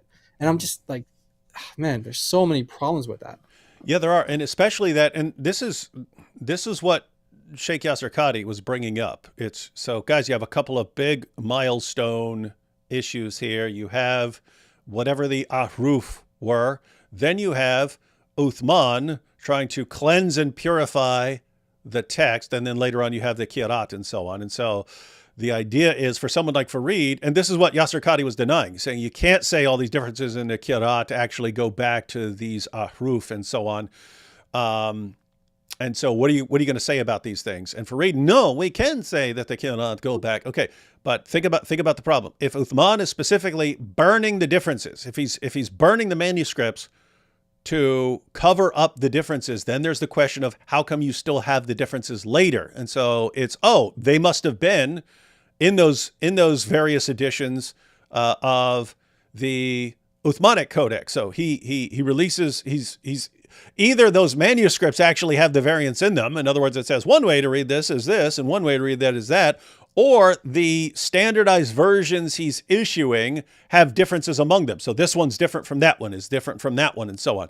If that's the case, why would he do that? If the entire purpose of burning them all was to get rid of the differences, so Muslims are completely united, that's the point. It makes no sense. It makes no sense. Why is he burning all these? To get rid of the differences, so there's no differences in the reading of the Quran. Okay, why do you have differences later? Oh, because Uthman kept all those different. Wait, what? Why is he burning them all? To get rid of the differences. Why are there differences later? Because he kept the differences. What? How are you not getting this, Farid? This sounds complete. Every level of your argumentation sounds completely ridiculous and insane. That's what was pointed out to Yasser Qadhi by Western academics, and he says, we know they're right because they're quoting our sources to us. Exactly.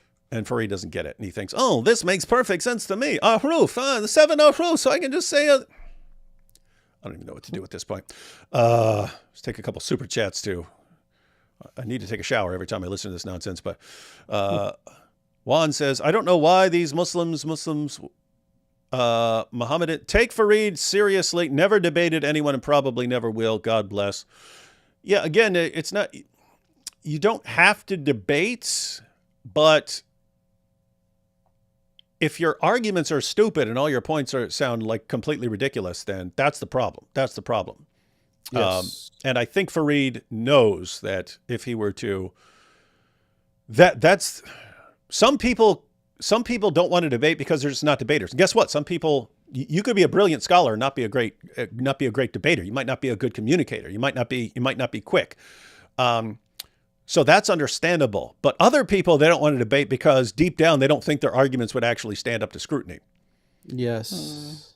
And I don't think Farid would actually want to sit down in a conversation with me, let alone with you guys. You know way more about this issue. I think he knows that would just be a complete disaster. So it's a different reason. There are acceptable reasons for not debating. Farid's seems to be, he knows this stuff would not work.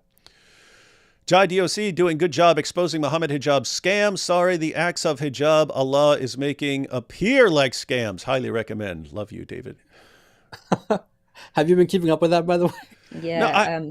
No, I watched the original video, and I told AP, I'm like, I don't really care about making a deal. I always assumed all these guys were running scams behind the scenes. So his dad's website has quote unquote professional diplomas from London, and he has courses like airplane courses, petroleum, Pharmacology, physiology, all sorts of things. Every single human skill on earth.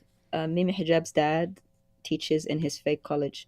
He called it the Cambridge Training College of Britain. Yes. Even though he doesn't live in Cambridge, nothing to do with Cambridge. He just stole the prestigious name. And so he calls himself professor. So on our live stream, we went to his LinkedIn page where it says that he got an honorary professor from University of Manchester, which he spelled Manchester wrong. But okay. So we went to their database where they show their alumni and honorary degrees, honorary professorships, things like that. He didn't show up at all. So a week later, we remembered that we wanted to show something on his LinkedIn page that we didn't show. To our surprise, we go on there and honorary professor is completely gone. He removed it. So Muhammad Hijab must have seen the stream and he went and edited his dad's LinkedIn page and he removed it. And so we started thinking, okay, if he did that, what is he hiding? Like, what's he trying to hide? Because we weren't going to do anything else past that. We just wanted to show, like, this guy's an honorary professor from a university that, he doesn't even spell correctly. And then he removes it. So we're thinking, like, okay, what's going on here? So we did mock him mercilessly, though. Yeah, a lot of spelling mistakes. For a professor, guess what? Of teaching the English language. Yeah, he's an English professor. He couldn't spell. Gabrielle in the chat says he has a PhD in Taqiya. Yeah. Yeah. And so this is called the Cambridge Training College. Nice. Now Muhammad Hijab, he happens to run. Hang on. Cambridge. I want everyone to understand. This would be like me here in the U.S. coming up with some diploma from Harvard, right? And I call it Harvard. I call it the Harvard Diploma Academy. And so it's not saying the same. I'm not saying Harvard University. I'm saying the Harvard Education Academy or something because of the word Harvard. People think, oh, that's Harvard University and so on. And then people message me and say, hey, I need a diploma in this, and I say no problem, and I send them out their certificate, and I say, okay, give me $1,200, and I'll send you your certificate from Harvard. So it's something like that. That's what was going on. Yeah, and on their certificate it says this is authenticated by the College of Britain, and we're like, okay, which one?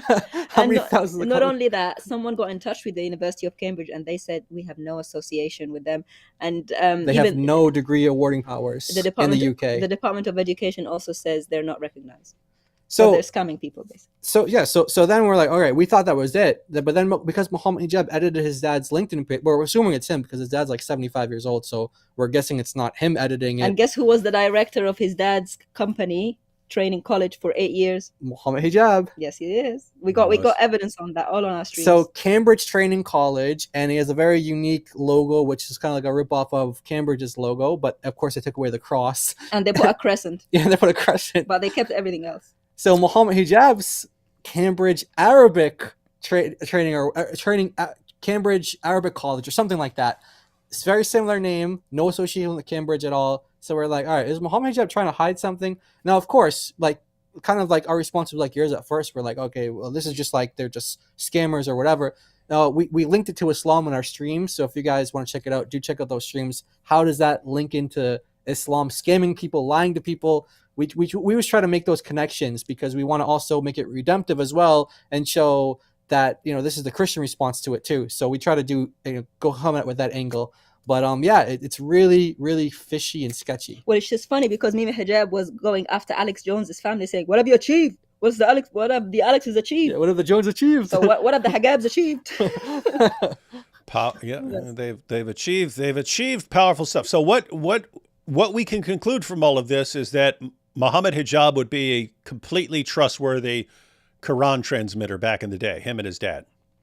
Absolutely. Basically, yeah. Yeah. Oh, like guess what else? if he had run these scams in the first 2 centuries of Islam, and the Muslim sources would be saying, yes, Muhammad Hijab and his dad are great scammers and totally dishonest, but really, really great. That's why you have to completely trust them when they're transmitting the Quran. We only trust complete liars. There would have been a Quran of hijab. Yeah. Like instead of Hafs Quran, be a hijab Quran. Exactly. Yeah. So yeah, that's Muhammad Hijab. And of course, like, you know, we were going over some of his credentials, and he has on his website like 6 degrees. 6 degrees. Like he's got like 3 master's degrees, doing a PhD, and we're you know, And people. guess how old he is? 32 years old. Yeah, and and they so- already got 6 degrees. So we're really Nice. like, all right, either this guy's going to take it as a compliment. He's going to like he's an overachiever. He's got all these degrees, or there's something going on there. Got him from his dad. Yeah, and one of the things that we thought was interesting was that one of the things that he listed on his CV was that he learned Arabic from his mom and masculinity From his mother. from his mother. Wait a minute. Yeah, if you go to his website. We're not making it up. Go to his website. It's the number one thing on his CV after his credentials from like school is spoken Arabic and masculinity from Hijab. from his mama, from his mom. He learned masculinity from his mom? Yes. Yes, she had a great beard like mine, you see. Like, what? Yes. I'm trying to grow my beard out like my mom. What is... I have to show you. This is hilarious. Yeah, you have to. We're going to get your feedback on this. This is My mom was just like Andrew Tate. Right here. so. This is. I'm gonna put on the screen here. You can watch this now. Okay. So about Muhammad Hijab. All right. So right here. once we okay, check it out. So those are his, PhD working on that at University of Birmingham, Six et cetera, et degrees. cetera. Number one thing here, spoken Arabic in language and masculinity, From Muhammad Hijab. meaning the mother of Muhammad Hijab. What do you So, think? What do you think, David? Powerful. Powerful. You can't make this up. Yep, that's very weird. Muhammad Hijab was an expert in masculinity. She's part of the chain. She's part of the isnad. She's the top H, the top hijab. The top. Top hijab, powerful. Yep. So there you Powerful go. stuff. Powerful stuff. What is this religion, man? What is this religion? 1 second, let's take these couple super chats here. Oh, I once got kicked off Hamza's den for bringing up the fact Muhammad made people clean his privates. Afterward, he went to the restroom, took 10 seconds.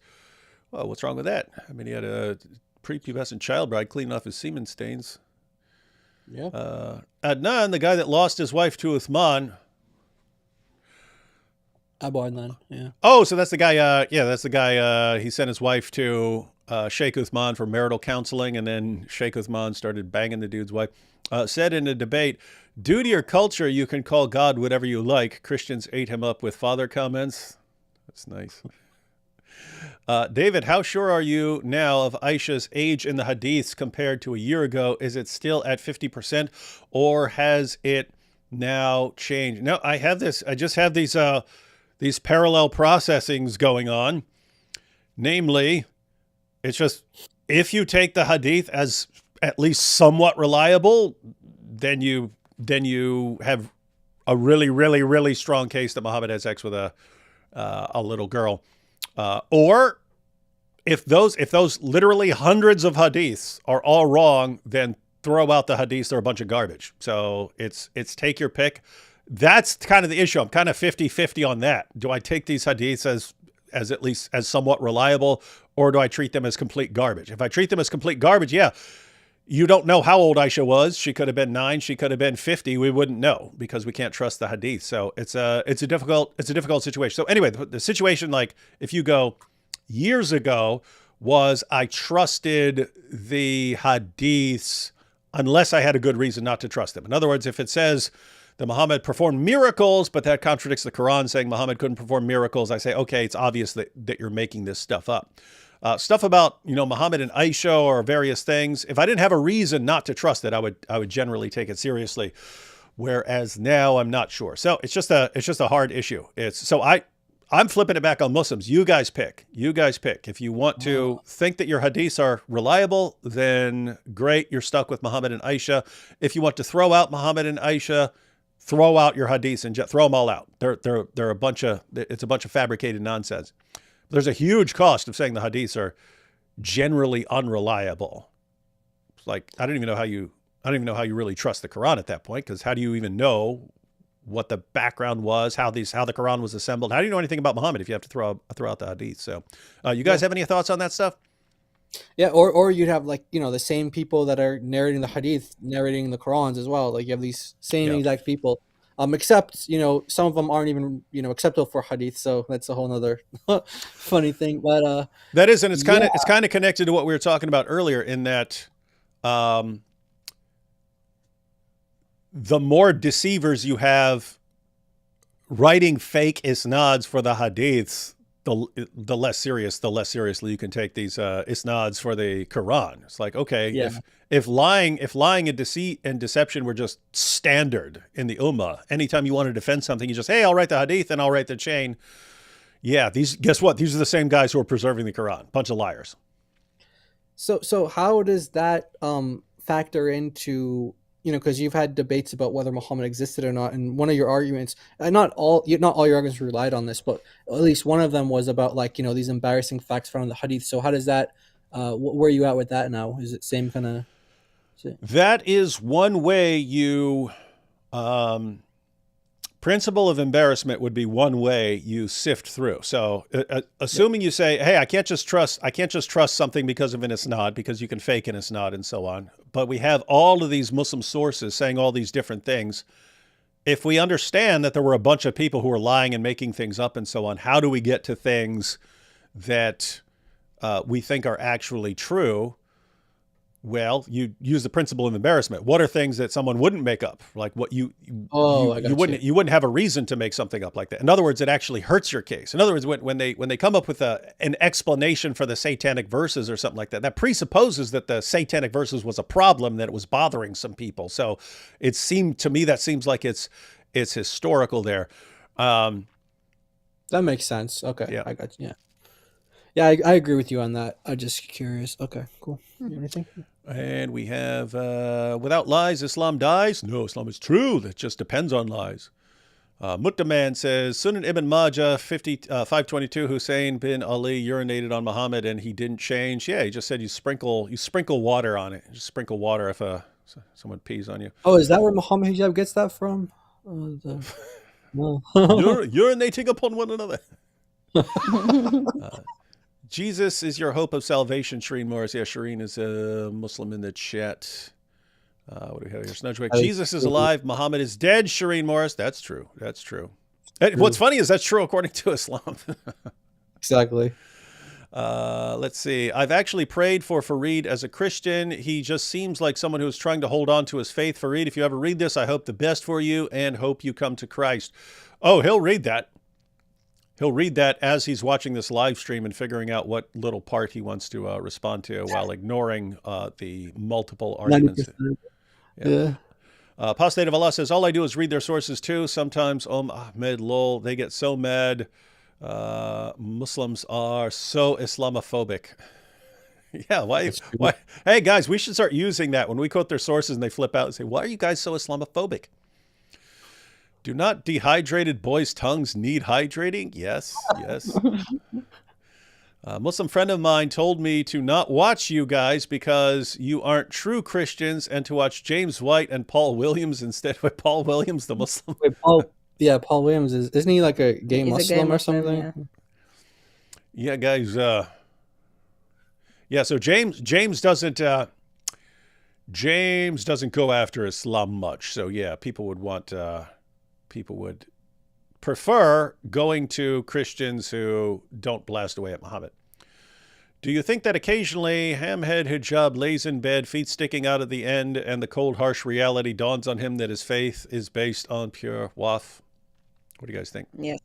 I think he knows. I've seen videos of him where he's talked about going through these doubts, and that's what makes him such like this strong dawah man, because you know he's gone through these doubts and he's figured out these things. And He hasn't figured out nothing. I think he still struggles. And I mean, I think a large motivation for him and Ali Dawah is the fact that they make a lot of money off of Dawah. I think that's a large. They do. It's your really big- entire income. Like, what do you do after Yeah, that?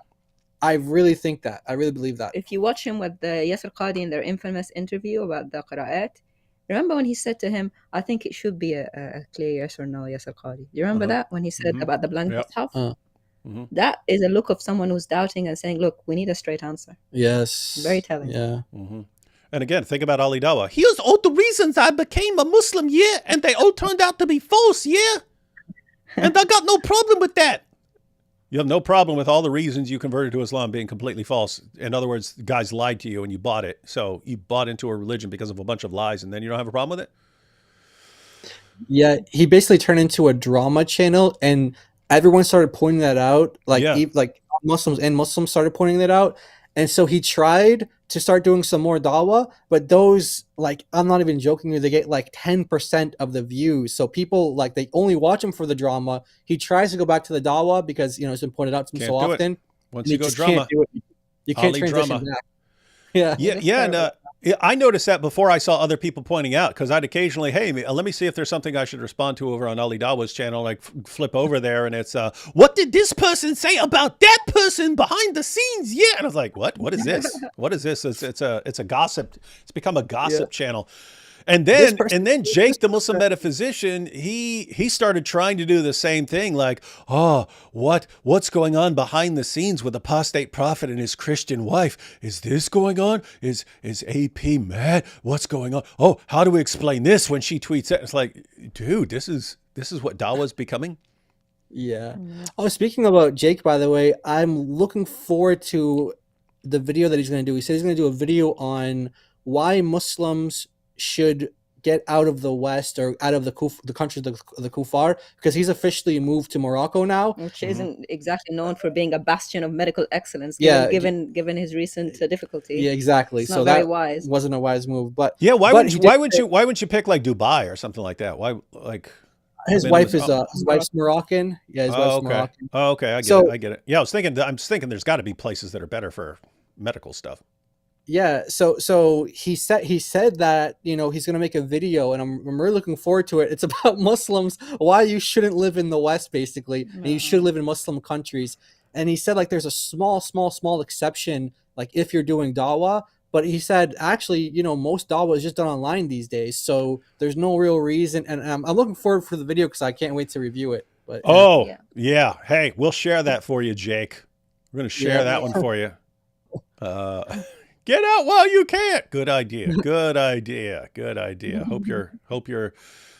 Unfortunately, no one listens to you, but being Christian, violent past, cross-dressing does nothing to discredit David's argument. That's true. An argument stands or falls on whether there are good reasons for the premises and whether the logic is valid. So nothing else matters there, Farid. With that said, I actually I've been doing this for years. I like giving you guys a way to sidestep an argument without responding to it. I think it's fun, and I will do it more. In fact, one of the things I'm going to be doing here in the next couple months, Farid, I'm going to be remaking the famous dressing up in my wife's nightie video to share my new claims, my new position for all of you, that since the Dawah guys will not hesitate to lie about the Christian sources. We cannot lie in response because we don't have the same prophet.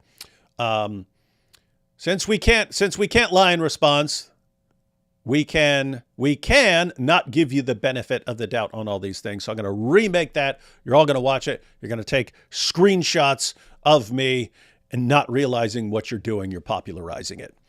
And it's going to be glorious and hilarious to watch. And I'm saying it now so that later on I can tell you I told you so and have the proof. David has been saved by his sins. Oh, is everyone talking about Farid talking trash about me now? Guys, I think it's hilarious when these guys talk trash about me. David has been, why do you think I do all the ridiculous stuff if I had a problem with people making fun of me? Would I be doing all the ridiculous stuff if I was bothered by David has been, yeah. I will insult him. Oh no, they're insulting me. David has been saved for his sins by the grace of the Lord and the Savior Jesus Christ. Say what you will. Love your work, Mr. David Wood. Thank you. And let's see. Praying for thousands more to come to Jesus as their Savior and Lord. Indeed. Mm-hmm. David, what kind of doctor are you? Dr. Wood and Muhammad, did you study at London, Cambridge College? Yep. It's a doctorate. It's a philosophy. So it's a real doctorate. Yeah, it's a real philosophy. Not one from Muhammad Hijab's university. Hey, see, before everyone exposed it, we should have all gotten degrees from there. That'd have been funny. Wouldn't that have been funnier if we all got degrees from there? Yeah. That would be hilarious. Let's see. What's next? Is he going to fake a hate crime? That sounds like something. But he'll never be able to pass. Wouldn't that be funny? Because like Uthman does the fake hate crimes and stuff against himself. Wouldn't it be funny if, like, in order to get attention, these guys all had to start competing in fake hate crimes? Who's got the most amazing fake hate crime against himself? Yeah, I could see them competing in that. The Ahruf are the friends we made along the way. Yes, they are. Smiling. Oh, that's a super sticker. Farid, the boat is sinking. Get a better dinghy. You don't want that shoddy dinghy. Allah is the author of all scribal errors, though. That's what you want to say. That's what you want to say. Nice. Uthman canonized one dialect, Quraysh. That's actually in there. After 200 years, qirats are in different dialects. Muslims reintroduced dialects. Uthman got rid of Islam. Yeah, it's something like that. Point is, ladies and gentlemen, it's very confusing on how this actually all ties together, and that's what Sheikh Yasser Qadhi was admitting. Updated Dawah script. The number 7 is symbolic, and Allah has revealed an unbounded number of Qurans. Recite whichever is easiest for you to accept. Well, that actually is one of the 40 plus interpretations is that the number is actually symbolic. 7 is not actually, it's not limited to 7. It's just many. What does it mean though? Nobody knows. Mm-hmm.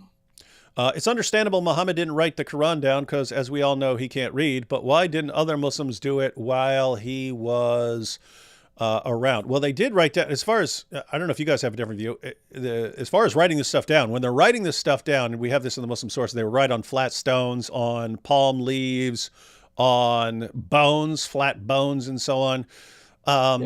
When they would do this, you're obviously not making a book. You're obviously not writing a bunch of stuff on bones and rocks for to compile that into a book. Seems like these were just aids to memory. So they would write something down so that you could go back to your tent and memorize it. But it seems like the goal was to preserve this through memorization.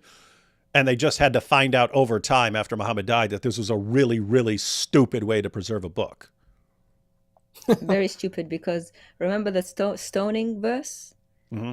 The stoning verse was lost.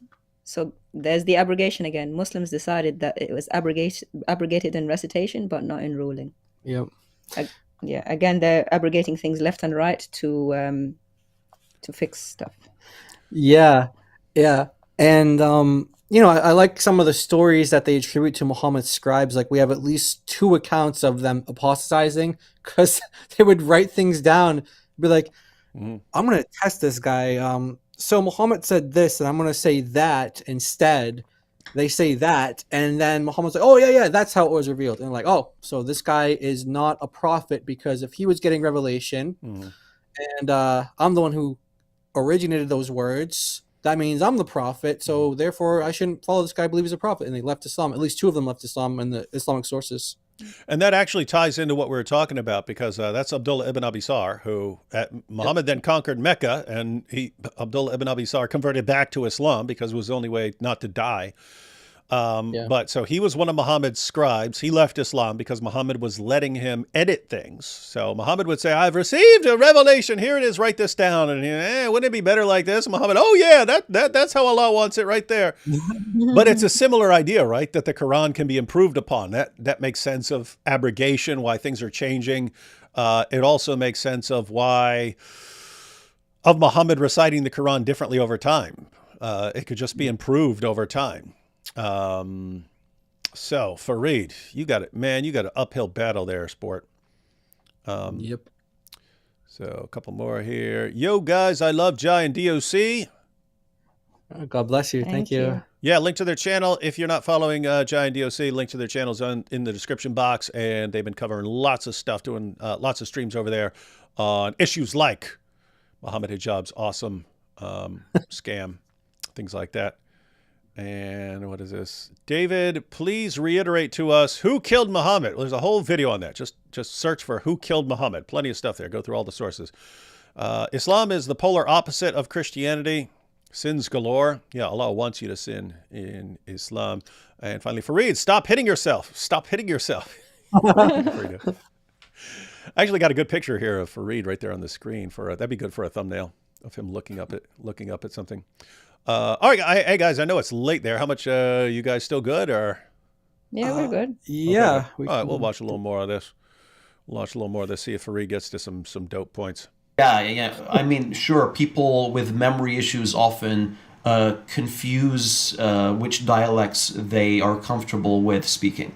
Okay. So, the obvious issues that come up is, okay, why weren't his companions familiar with this? Why didn't they know about this? Whoa. This is the problem for Farid. Everything you say, every sentence you say is so stupid that we have to respond to everything. But then it takes us 3 hours to get through an 11 or 12-minute video. Look at what he just did. Oh my goodness. So Muhammad says, hey, these guys are reciting the Quran differently because Allah revealed it in these different ways. We point out that can't be a difference of dialect there. That can't be a difference of dialect because those guys spoke the exact same dialect. Why would they be speaking the same dialect? And I said, why don't you just say Muhammad had a bad memory? And he goes, oh yeah, because bad memory would make people speak a different dialect. We're not saying it's the same. We're not saying it's a different dialect. That's you saying that. Exactly. This is, guys, those of you who are watching, sometimes it's hard to miss this, and this is why Farid's followers would never in a million years pick up on something like this, even though it's very, very simple, right? So what do you have? You have the Hadith. We already read it. Two guys reciting the Quran differently, and they come to Muhammad, and Muhammad says, "Yeah, I recited it. Yeah, I revealed. It was revealed in both those different ways. It was revealed in both those different ways." And the Muslim claim is that these are different dialects.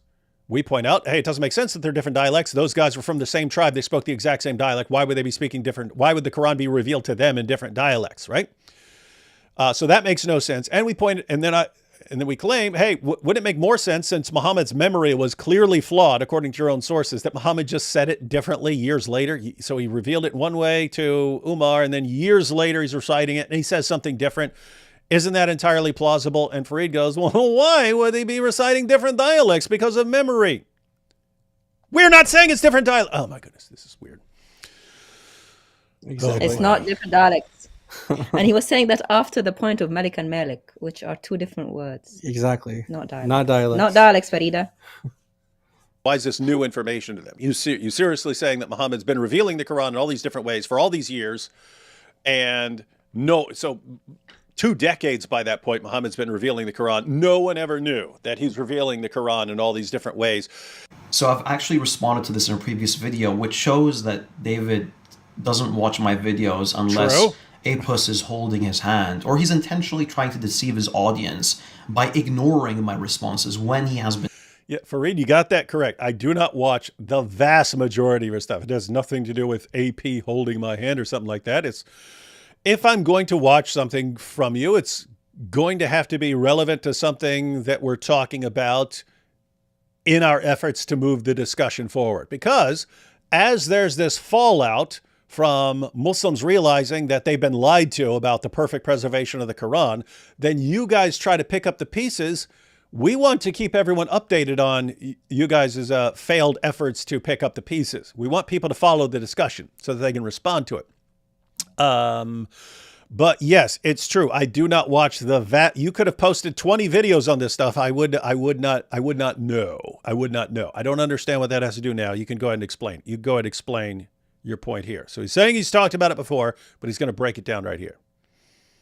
Debunked. David, it's a friggin' 12-minute video. You should familiarize yourself. How come every time I respond to one of his videos, he tells me about the other 12 videos I have to watch? Yeah. With my arguments instead of pretending to respond to them. I'm literally playing an entire video of you. Oh, okay. Okay, so he's going back to his previous video. Here, this is a previous video that I have not seen. 20 years, for 20 years, Muslims, for 20 years, Muhammad's revealing the Quran. Wait, that's me. Didn't you just say that? Oh, okay. No, he's responding. So there's a previous video where he responded to me. So that's my voice and he's responding to me. Okay, that's good. Memorizing passages of the Quran. They're memorizing their prayers. But he revealed it in all these different ways and not one person ever noticed until now. And then he tells them, oh yeah, for all these 2 decades where I've been revealing the Quran to you, yeah, I've been telling it to you in 7 different ways.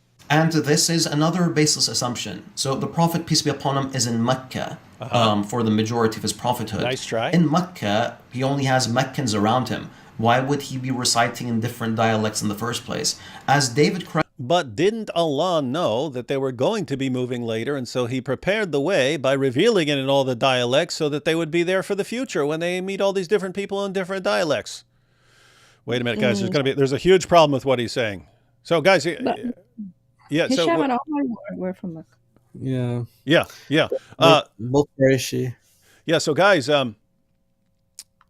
here's the issue, because again, we know this is a new topic for lots of people. So Muhammad supposedly starts receiving revelations in the year 610. So at that point, he's in Mecca. So for the next 12 years, he's in Mecca. He's preaching in Mecca.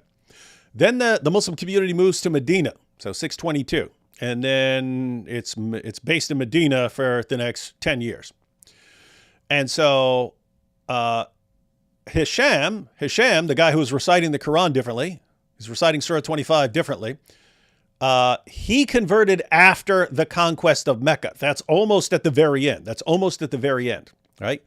So Umar's all confused. Why is this guy reciting the Quran differently? This makes no sense. What's going on here? I'm about to beat this guy up. And Muhammad says, no, I revealed it in both those ways. Okay. So 2 huge main problems there. Problem one, if it's a matter of dialect, why is a guy from Umar's exact same tribe reciting the Quran in a different dialect? Why? In other words, if Muhammad's reciting the Quran, he's delivering the Quran to this guy, why would he be delivering it to Hisham in a different dialect from the one he speaks? Why? It makes no sense. It makes 0 sense. The other thing is, because Farid didn't just help himself. So Farid's explanation is when they're in Mecca, so for those first 12 years, they all speak the same dialect there. So they all speak the same dialect. If they all speak the same dialect, you didn't need the different dialects. Okay, fair point. I don't believe that's the explanation, but okay, this is Farid's new explanation. Okay, then they move to Medina. You're still talking about what? 7-8 years in Medina before this becomes an issue? So in other words, they're the exact same reasoning applies. So once they move to Medina, then they're encountering all these different dialects, and therefore the Quran needs to be revealed in all these different ways. But Farid, no one knows about it until after the conquest of Mecca. That's when, oh, shocker, Muhammad has been revealing the Quran in all these different ways. Never crossed anyone's mind. No one noticed this for years. So for years, not according to you, Farid, Muhammad, for years, is revealing the Quran in so many different ways that it accounts for all the different qira'at that we have today, right? Tons and tons of differences, thousands and thousands and thousands of differences. Muhammad is revealing it in all these different ways, and no one finds out about this until after the conquest of Mecca? It's been going on for years, according to you, Farid. He's revealing it in tons of different ways. And no one catches on until they finally wait a minute, this guy, Umar's ready to fight the guy. You're reciting the Quran differently. That means he had no clue that the Quran's being revealed in all these different ways. That means, according to you, Farid, for years, Muhammad is revealing the Quran in multiple different ways to different companions. And these guys, well, I mean, they're going to the mosque together and reciting. They're trading out who's reciting the Quran. No one ever notices that they're reciting the Quran in all these different ways. No one notices. Does that sound like, hey, so Farid, here are your possibilities. Muhammad spent years reciting the Quran in all these different ways. No one notices until Umar sees the problem, and then it gets brought up to Muhammad, and then Muhammad, oh yeah, I've been doing that all along. No one noticed. What makes more sense, Farid? That Muhammad's reciting the Quran in a ton of different ways, no one ever notices, or Muhammad messed up. He got called out for it, and he made something up. Seriously, think about an outsider perspective. How does this look? How does this look to an outsider who doesn't mindlessly accept any idiotic response that Muhammad comes up with? Yeah, or you could posit that the Muslims, due to whatever reason, maybe the ambiguity of the Arabic or like the script or whatever it was, came up with all these different readings, and then they wanted to justify that, make sense of it, and then they kind of just made up this hadith and said, oh, there's 7 ahruf. That's the other explanation.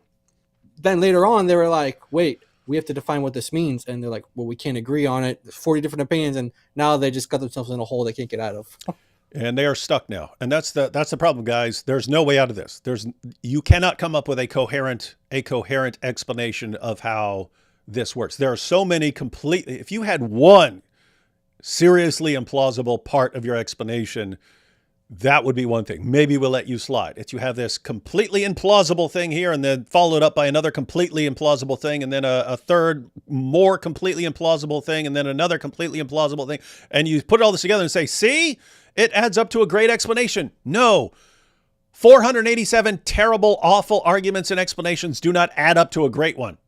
Doesn't work like that, Farid. It becomes more improbable. The more improbable scenarios you cobble together, the less probable the entire thing is. Right? Farid, if you don't understand this about probability, if I say you had a 1 in 6 chance of this thing happening and a 1 in 6 chance of that thing happening, you multiply those together, you get 1 in 36. It becomes less probable getting both of those improbable things. Now, if you keep doing that, you had a 1 in 6 chance of this, a 1 in 6 chance of that, 1 in 6 chance of this, and then a 1 in 6 chance. You eventually get to something that's so massively improbable it seems insane to believe, which is what you're stuck with right now. Shouldn't have leaked the emails. They pointed out it was during the time of Hisham bin Hakim bin Hizam's acceptance of Islam that Umar first realized that there are different ahruf, that there are multiple modes. Well, the natural assumption is that these multiple modes were revealed very late into the prophethood. Very late. That makes sense because that's when you had multiple tribes from different regions converting to Islam. And therefore, you're not... So, guys, now, since Umar was not aware of it, guys, I don't think anyone realizes how insane this actually is.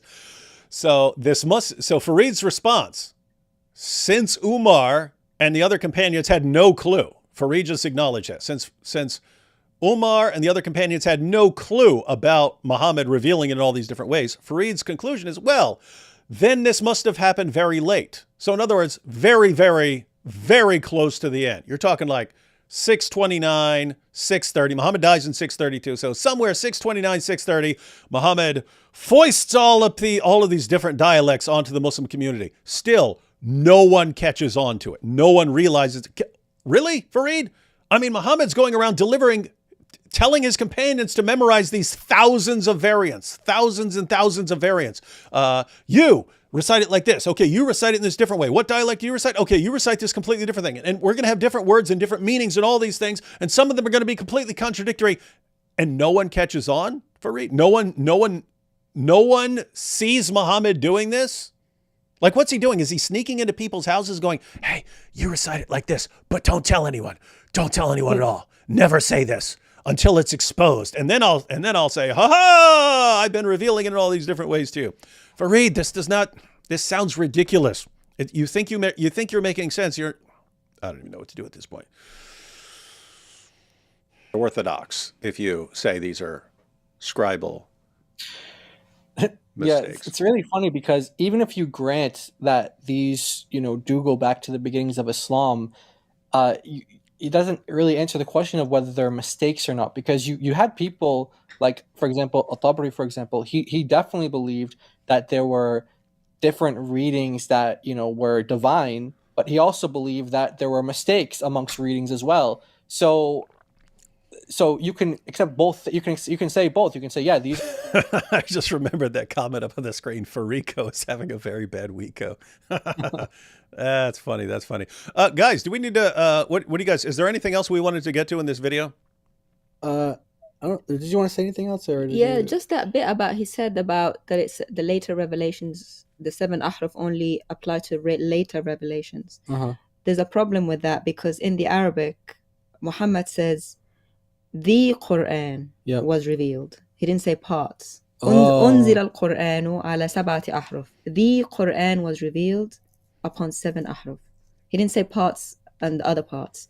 If he wants to claim that parts of the Quran were 7 and other parts were not because everybody was in Quraysh, he needs to provide evidence. Yeah, and I just want to add on to that as well. There's a hadith that, one of the many hadith about the 7 ahruf. One of them is, where did I put it? Somewhere. Oh, here we go. Okay. Let me just share my screen. Here we go. All right. So one of the many hadith on this topic is this one here. The Messenger of Allah, Gabriel. Gabriel said, "Oh, Gabriel, I have been sent to an illiterate nation, among whom are the elderly woman, the old man, the boy, the girl, the man who cannot read a book at all." He said, "O Muhammad, indeed the Quran was revealed in 7 modes, 7 ahruf." So the 7 ahruf are meant to accommodate the illiterate, the elderly, the young. There's no mention here about dialects or tribes. So what I'm saying is, like, okay, in Mecca, in these early years or whatever, don't you have elderly? Don't you have the young? Don't you have the illiterate? So it's supposed to accommodate these people. Right? But then if he wants it to be dialectical, this would have been the perfect place to mention it. Yeah, he's saying that part of the Quran in Mecca didn't need to be different dialects because people were all in Mecca. But then there are different dialects in the future. So people in the future would have had to read that portion in Mecca that was on one dialect in the 7 others. So how does that work? Because those 7 would have been revealed for that part. Yeah. And I want to I just want to real quick along those lines, like the absurdity here. So in order to make the Quran easier for people who speak a different dialect of Arabic, we'll reveal it in all these different dialects. And even though we're not saying that, we're just saying that it's actually revealed so that it's easier for illiterate people and elderly and old men and boys and girls and so on. Therefore, Allah has to reveal it in all these different ways. Meanwhile, Islam spreads to people who don't even understand Arabic. And then everyone's supposed to be a master of classical Arabic to understand it. So it's like problem after problem after problem after problem. And just going back to the point from a second ago, if the Quran is revealed to make it easier for all these people, and then what? Uthman's going to burn them all to cover up the differences. So Allah gives the different versions to make it easier for people, but then Uthman says, okay, well, yeah, that made it easier for people, but now it's causing division. We're all going to fight over it. So let's destroy all the stuff that made it easier for people, whether that's dialects or differences for old men and boys and girls. There's no way to make sense of this at all. It's just, it doesn't work. Yeah, and think about this. So Farid thinks Malik and Melik are the part of the ahruf. Well, how does saying owner or king accommodate for a little girl, a young boy, an old woman? How does that make sense of this hadith? Like, it doesn't. So yeah.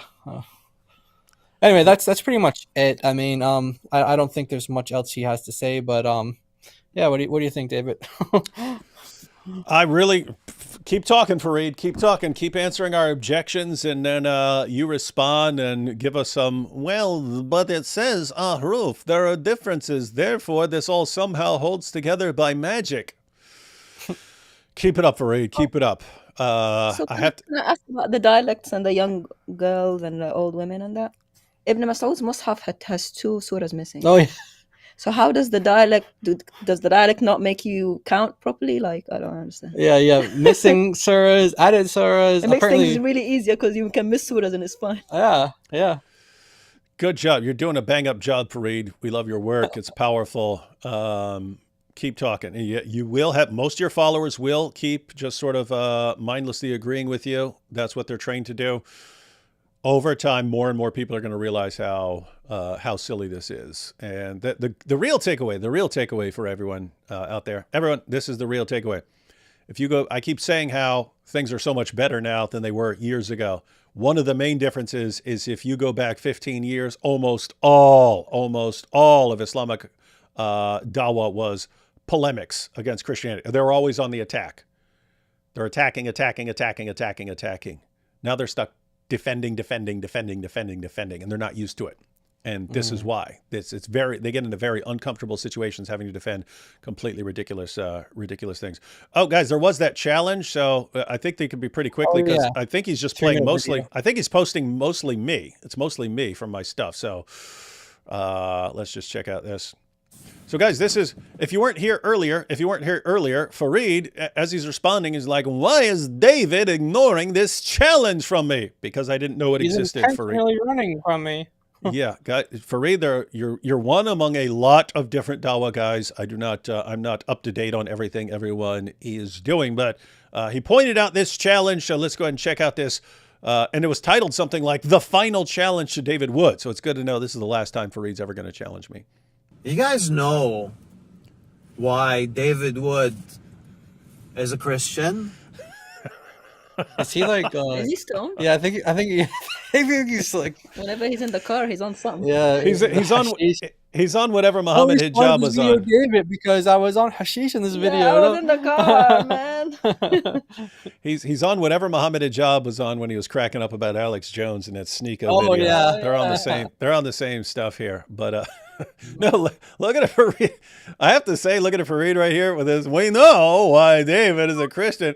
This is why I think, like I've pointed out before, it wouldn't matter what Muhammad Hijab or Ali Dawah believe. They could change religions 1,000 times. They could become Christian. I would not get along with those guys, personality-wise. Farid seems like he'd be fun, right? Like you could actually get along with Farid if he didn't hate you because of religious beliefs.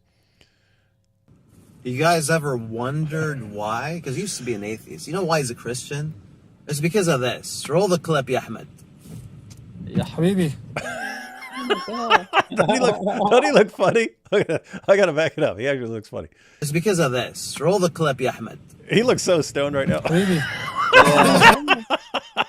His friend called him Habibi, which is these guys are from the Gulf. These guys are from People from the Gulf don't say Habibi to men unless they're real Habibis. Yeah, it's more like in other parts of the Arabic-speaking world. Yeah, but, Shamis are okay. Yeah, Shamis can say Habibi. yeah.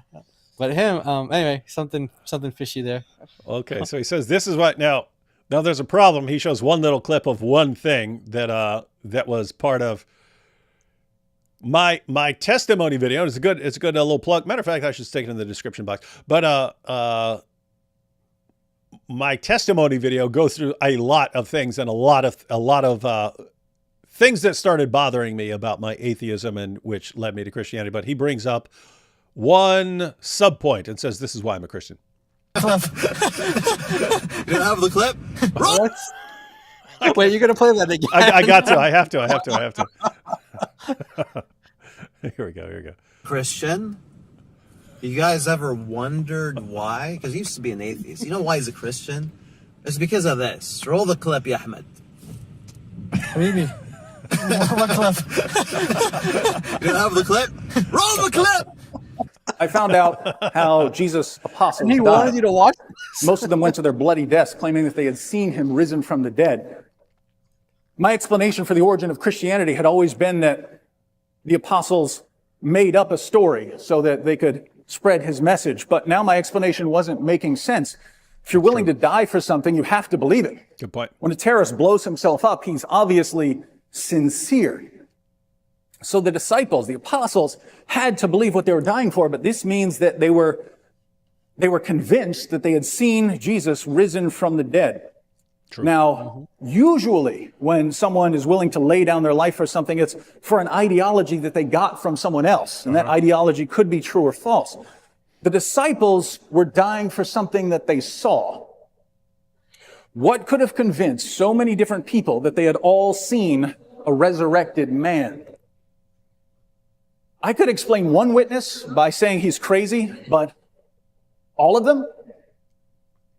Something was going on here, and I had to figure it out. But I couldn't come up with any explanation for why they had that level of confidence other than they actually saw him.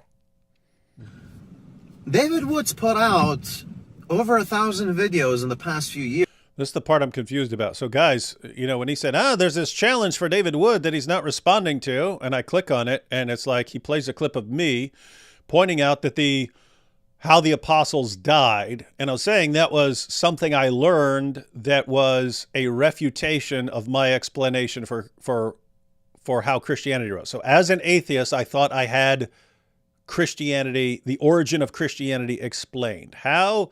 Because you have some guys and they're following Jesus. They think he's the Messiah. Their Messiah dies, gets crucified. So what do? They make up a story about him rising from the dead. That was my theory when I was still an atheist.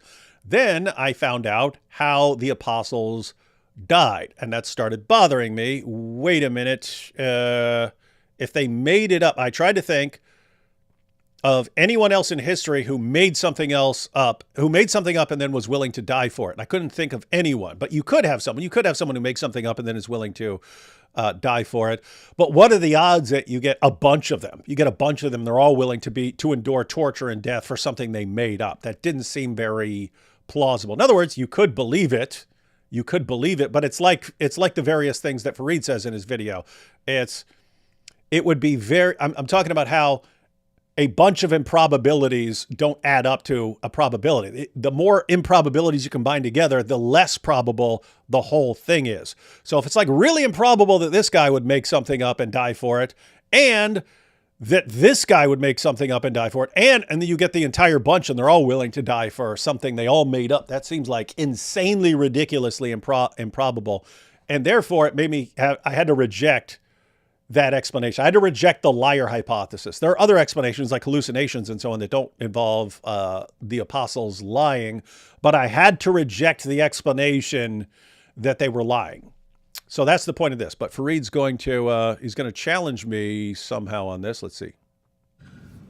David Wood's put out over 1,000 videos in the past few years. Not a single video about the subject. Not a single video about the disciples being put to death for preaching the resurrection. Why aren't you doing this, David? What is he actually talking about? I talked about that in my video on the resurrection. I posted a video on Easter, Farid, that talked about the deaths of the apostles and how they endured persecution and so on. It's in my resurrection video. I brought this up in multiple debates. Anytime I'm talking about the resurrection, I bring this up. So does he mean I haven't made like a separate specific video on the deaths of this? I can't even figure out what he's talking about or why this is. I don't understand what he's after here. Yeah, I have no idea because I've heard you talk about it multiple times. So I really don't know. I mean, it's not secret information. You can do a simple Google search and you find out what happened to each one of the apostles. And this is something that non-Christian academics grant. And it's how, if you ask people like Bart Ehrman, he'll acknowledge at least Peter, Paul, and Mary, right? He says those three must have seen something. Those three must have seen something that they believed was Jesus appearing to them. Others will acknowledge even more. Some people have a problem with the group appearances, and it's mainly because if you want to explain things in terms of a possible hallucination or something, kind of hard to say there were entire groups who were all hallucinating this same thing. But think about this. Why do even non-Christian scholars, even atheist and agnostic scholars, grant that the disciples sincerely believed that Jesus was appearing to them? Part of it is because we know what they were preaching. One, we know what they were preaching. And two, we know they were willing to die for it. And it's interesting because I thought I was like the first one to come up with that reasoning when I was in jail. Turns out other people have come to the exact same conclusions. And even people who don't believe in the resurrection acknowledge that Jesus' followers thought he appeared to them. And why? Because they're clearly not making this up. Otherwise, you just say maybe they were lying. Why don't you believe they were just lying? Well, because they were willing to endure torture and death for it. So it doesn't seem like something they knew they were making up. So you have to explain it some other way. So I don't know what, like, does he want just a separate video on that point? I don't know what you're saying, Farid. Yeah. I mean, I heard you talk about it since Nabil days. You talked about it for a long time. I talk about that every time I share my testimony, when I'm talking about the resurrection, because that's how you, when you say, here's the evidence, and you say, okay, how do I account for this evidence? Sometimes you have a hypothesis that explains the evidence, and then you find out, oops, I was missing this evidence, and therefore my explanation doesn't work because it doesn't fit that evidence. So if you're just saying, hey, a bunch of guys are preaching that Jesus rose from the dead, you can make up anything. You say, okay, well, maybe they were lying or something like that. Then you find out some other information and you say, oh, my explanation no longer fits. I need another explanation. That's kind of the point of the video, Farid. It's the actual facts of the case kept refuting my theories, and all I was left with at the end of the day was resurrection. Yeah. So does that clear things up? Or you actually want me to, make a video specifically on the deaths of Jesus' followers and so on? Again, you can watch my resurrection video. I talk about it, but I don't know what your point is or what maybe you're he after. doesn't know. He just Maybe that'd be a cool stream. I mean, maybe you could invite Sean McDowell on or something. Yeah, Sean McDowell. Yeah, because he's an expert on this. So yeah, I'll either. What's weird is I think I did before I deleted most of the stuff on my old channel. I think I did have him on. I think I did have him on to talk about that. Yeah. Maybe Farid is a closet Christian and he just wants you to bring Muslims evidence for the resurrection. Yeah, he's about to say that. He's like, you make us kuffar or something like that. If you put this out, maybe we'll become kuffar. See? Don't you want that? So put this video out, or tell your people, tell your fan base. Dude, he's like slurring his why words. Aren't you making a just video say no, man. about the subject? You asked me. Is that it? Does anyone understand that? Does anyone understand? Wait, no. Then he plays this clip at the end of my testimony video. Oh. I don't know why he does these long pauses, but it's kind of, I don't know, it's kind of funny. Come on, Farid. Roll the clip. And I read, if the Son sets you free, you will be free indeed. Uh-huh. I'm wondering how long my body can take what I'm doing to it before my heart stops. And I read, I am the resurrection and the life. He who believes in me will live, even though he dies. Pretty based walking around through here. Kind of creepy when a book talks to you, but what do I know? I used to think that cats were talking to me. Oh, that was his big That's the big gotcha moment. Yeah. Wow. That's another point that I bring up. Like, in fact, I mean, I'm speaking in El Paso on Saturday on this, but I'm actually thinking about like fleshing it out because I had mental health problems. So if you're reading the Bible and all of a sudden all these passages start seeming like they're talking specifically to you, if you are aware at some point that you have mental problems, how do you take this serious? How do I know I'm not being crazy right now? How do I know I'm not being crazy right now? So Farid went with that one. So that was the challenge he claims you've been intentionally dodging for like 3 years. Wow. That's his final challenge to you. Nothing more. Well, it was 3 years ago. I just saw it was 3 years ago, right? Yeah, but he said final though. So that was 3 years ago. So that was the final challenge. Why are you lying, Farid? Let me just double check. I thought it said 3 years. Say, here's my final challenge. Here's my final challenge. And then every other second you come up with another challenge. And then tell me, oh, you didn't watch this video. You didn't tell me you didn't watch that video. You didn't watch this video from 3 years ago. Yep. Something is not right with that, dude. Yeah. By the way, it would be a similar issue. So what I Oh, was just... sorry. 7 months. Sorry about that. It was 7 months 7 ago. months. Oh, okay. Yeah. So it's more recent, but that was still his final challenge, even though he's given way more challenges since then. But The for final thing he wants you to do is talk about the disciples. okay, yeah. As I'll tell you what, Farid. It would be more relevant. It would be more relevant for around Easter time when people are interested in, reviewing the resurrection and stuff. So remind me then, Farid. Remind me when we're getting close to Easter, and I'll do it since you are definitely going to respond to the issues that we brought up. Fair is fair. Fair is fair.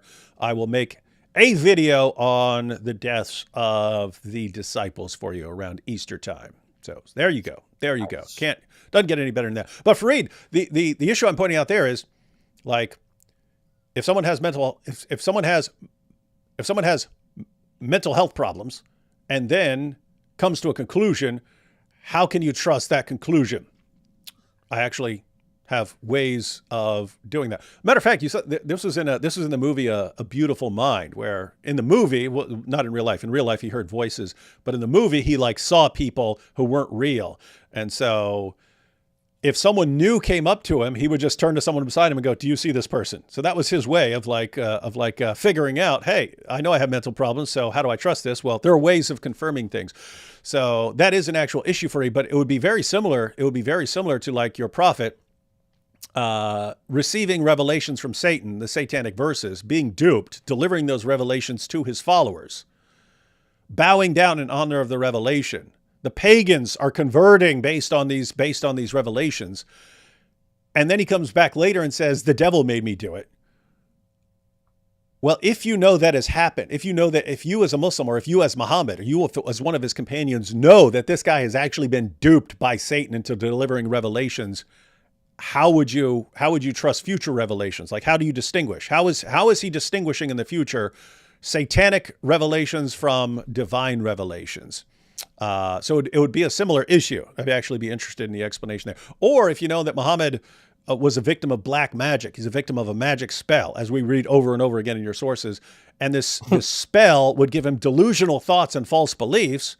How do you know later on when he's not giving you some ruling? How do you know he's not like giving you something that's delusional or something from a magic spell? So that is an interesting issue, Farid. So if you want to discuss that, you can always join us. You can always join us live, Farid. Yeah. We know you want. All right.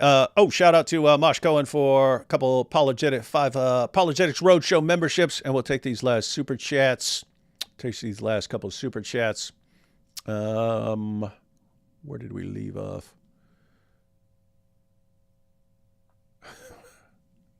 Uh-oh. Uh-oh. Hey, this is interesting. Hey, what did we get? A bunch of super chats at the last second? Okay. Islam is the polar opposite. Oh, okay. We stopped with the Farid, stop hitting yourself. There we go. Does Mo Hijab really rip off Muslims selling them fake college degrees as if dawah wasn't enough? Yes. That's what we're asking. Maybe he'll explain that, but no need. And here's the thing. Jai and DoC, how much do you think this will bother Muhammad Hijab's fans? Oh, they will not care at all. In fact, some of the responses we've gotten were like, "Oh, proof is involved. Proof he knew. Okay, that's Yes. pretty much the extent of what we've gotten. So they'll make excuses. They'll say, "Yeah, he was a part of the organization for 8 years. He was the director. He's responsible for this, and that, but he didn't know that his dad was selling professional degrees from London in petroleum or in airline courses or cooking courses or, child physiology, or he didn't know that. Even though he was director for 8 years. Huh. That's pretty much what their response is. Yeah. Yep. And that's what he'll say. Farid insulted AP. Doesn't require rips or similar action to the Quran. Did he insult AP? Yeah, I thought the same thing. I thought you were going to eat the Quran when he said that. Yeah. What did he say? He gave, I remember he said holding his hand. Huh? The name that they give him, the like a something. Oh, he said apus? Twice. Oh. Yeah. I didn't even notice. Yeah, he said it twice. You brought it on yourself, Farida. Okay, Farid, I'm gonna give you a choice. I'm offering you a choice, Farid. Is it Hafs or Warth? No, you could get two pages. You called him that twice. It's 2 pages from a little Quran or 1 page from a bigger Quran. Ooh. Or 2 pages from a big Quran. Oh. Farid, you can't feign ignorance here, Farid. You know the rules. You know the rules. It was the same rules in effect, 7 months ago. It's the same rules that are in effect now. We make it very clear to you guys. Just don't toss up the pointless insults, the pointless name calling of people and friends and so on. And then we're all good. We have nice, friendly discussions. You bring this on yourself. I can only assume if they know the rules, right? If I say, hey, if you do this, if A, then B, and you do A, I can only assume you want me to do B, right? If I say, hey, if you call AP names, then I'm going to rip up the Quran. You say, well, fine. Then the first thing I want to do is call AP names instead of not doing it. You get what you asked for. You asked for it, and now you got it. All right. Thank you, Jack, for pointing out that I need to enforce the rules. Sorry I'm late. I was not eating the neighbor's pets. That's good. Okay. Mosh says, Muslims talking about Jewish nose with that nose. Farid, hey, let's not make fun of Farid here. Maybe he's actually Jewish. Farid, why is everyone complaining? No, everyone's complaining about Farid's nose.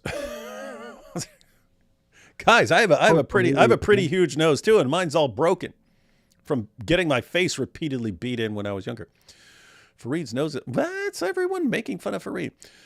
He's trying to waste your time. Ooh, that is a possible theory, that Farid thinks that by making all these videos, he'll waste my time. Hey, if Farid is the guy trying to explain all the different Qurans and helping us show people that there are different Qurans and that the explanations don't work, we'll keep interacting with him.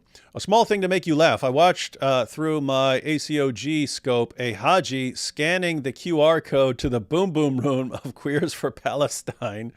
And just 2 minutes into the video, the guy lost it, completely shouting and screaming like a toddler. I had to choke my laughter to not blow our cover. So guys, Mosh Cohen is in Israel, and he goes around putting a QR code, and then people scan it, and then it sends them to like Muhammad's Boom Boom Room episodes and stuff. Oh, That's it's pretty funny. It is. It's a pretty funny idea. So he's saying he's actually make videos about. He should make videos like TikTok videos about that, or like YouTube videos. Really that'd actually be funny, Mosh. So yeah, Mosh goes around with the code and then links to channels and videos and stuff like that he wants people to see. And people are just like, "Hey, what's this?" And they click, and all of a sudden they're watching Muhammad's Boom Boom Room. That's a pretty funny idea there. Allah equals bacon equals an X also Allah. Oh, bacon is no. Also Allah. Yeah. Putting something inside a little girl is good. Yeah. Make it make sense. Yeah. That is the perfectly functioning moral compass of Islam. Don't do this or everyone will freak out about it, but totally okay to mess around with little girls and stuff. Weird stuff. No, it's not going to make sense ever. Unless you realize that this is from Satan. He wants you to make a video that's basically Fox's because he's too lazy to look for information himself. A true Google academic with a PhD in being and a minor in Wikipedia.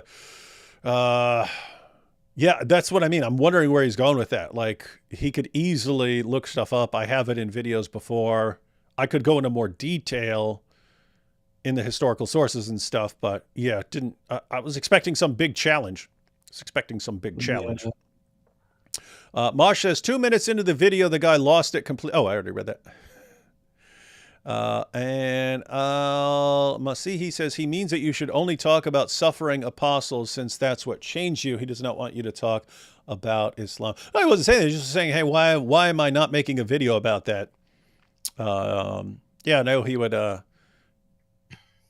sure he's got some sort of genius angle that he's Yeah, going I to try to know. reach you with. Yeah, that's Like, it's just if you accept this, then you must accept this. yeah, it's just a situation where Farid, I don't think it whatever little plot you are thinking in your head, I don't think it's going to go the way you think it will.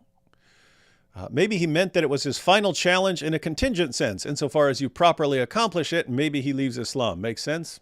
Okay. Well, we'll definitely hope that he leaves Islam. And Farid wants to debate you on the subject. Oh, come on. No, he doesn't. But if he... On what? The deaths of the apostles? Yeah, I'd debate him on that. That'd be fun. Or the implications? Yeah, fine with any of that. All right, guys. All right, final thoughts on any of this until Farid posts another stupid response? Yeah, go ahead. Farid wants your final challenge to be to make him kafir. It's very telling. Nice. It's not about the qira'at. It's not about any of this stuff. No moral issues, nothing. He just wants to be kafir, I guess. Yeah, wants to be careful. So yeah, we're looking forward to the day that Farid leaves Islam. We hope that he does come to Jesus. He won't be a kafir. He'll be a child of God. We hope that he does. We hope that he embraces the Lord Jesus and comes to believe in his death and resurrection. So yeah, that's kind of my final thoughts. So, guys, you've watched a bunch of Farid's responses. You've done shows on them. You've been with me going through them here as well. Has Farid said anything that gives you any more confidence in the preservation of the Quran? No. Never. Not one thing. Not one thing. In fact, we use his material sometimes when we're talking to Muslims to prove the points that we're making. For example, Muslims will say things like, these are only dialectical differences, they don't change. And then Farid will put a post on his Twitter, which he blocked me from now, but I have the screenshots. He says, Muslims, you need to stop saying that these are only dialectical differences. Malik and Melik are not dialects. These are so yeah. Good point, Farid. Good point. We love that point, Farid. Yeah. So quite the opposite. We use his material to take away Muslims' confidence in the preservation of the Quran. And, many Muslims have left Islam because of that guy. Seriously, like none exaggerating. He actually is the reason for many Muslims leaving Islam. By proxy, Yasser Qadi, things like that, but he's responsible for it.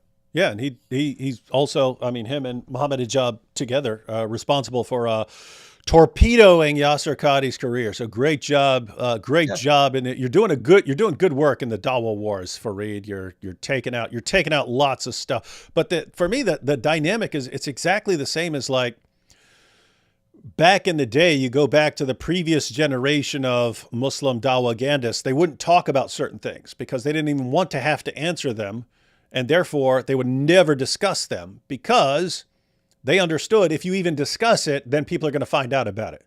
So they didn't want to talk about Muhammad and Aisha. They would never bring it up. Back in the day, there's no scenario where Ahmed Deedat or Zakir Naik were going to talk about this stuff. They knew if they talked about it, they would have to acknowledge certain things, and it was better to just keep people in a state of complete ignorance.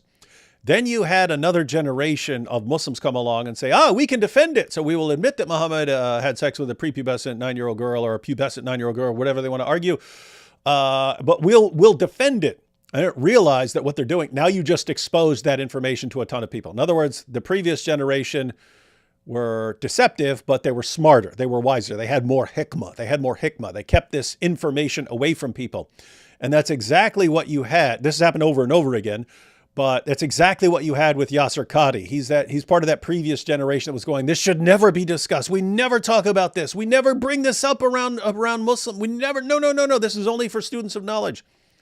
He was saying, hey, you cannot let people hear about this. If we start opening the door for people to hear about these confusing arguments we're having about Ahruf and the Uthmanic recension and the Kirat. And so if we start getting into this conversation, it's going to destroy people's faith. And then you had Farid, exact same thing. What are you talking about? I can answer all of this and then just say it all goes back to the Ahruf. And he thinks, hey, I can answer it just like I'm answering Muhammad and Aisha. How can it be rape if there's parental consent? He thinks he's answering this stuff, not realizing everyone's watching going, what? What? This stuff's all true? So keep it up, Farid. Keep it up. Keep it up. Two last super chats here. Mush Cohen says, I'm doing it during nightly incursions into hostile villages. I have to stay frosty because I'm a marksman. The QR code is for fun and to increase your views. So he's actually doing it and in dangerous areas and putting the codes up and sending people to our stuff. Pretty funny. And then he watches them through the scope as they as they check it out. Pretty funny. Basic Christian history is a big challenge. He's choking on milk and expects he can chew a steak. Yeah, but hey, again, Farid's doing all this awesome work for us. The least I can do is make a dope video on the fates of the apostles. All right, everyone. Again, be sure to subscribe to Jai and DoC's channel. Link is in the description box, and they do tons of good shows over there, so be sure to follow them, and way more interesting, fun stuff coming up here in the near future. So definitely want to be watching, everyone. And I think that's it. And there's a crazy presidential debate tonight, so I'm sure everyone's about to go watch that. All right, guys. Catch you next time. God bless.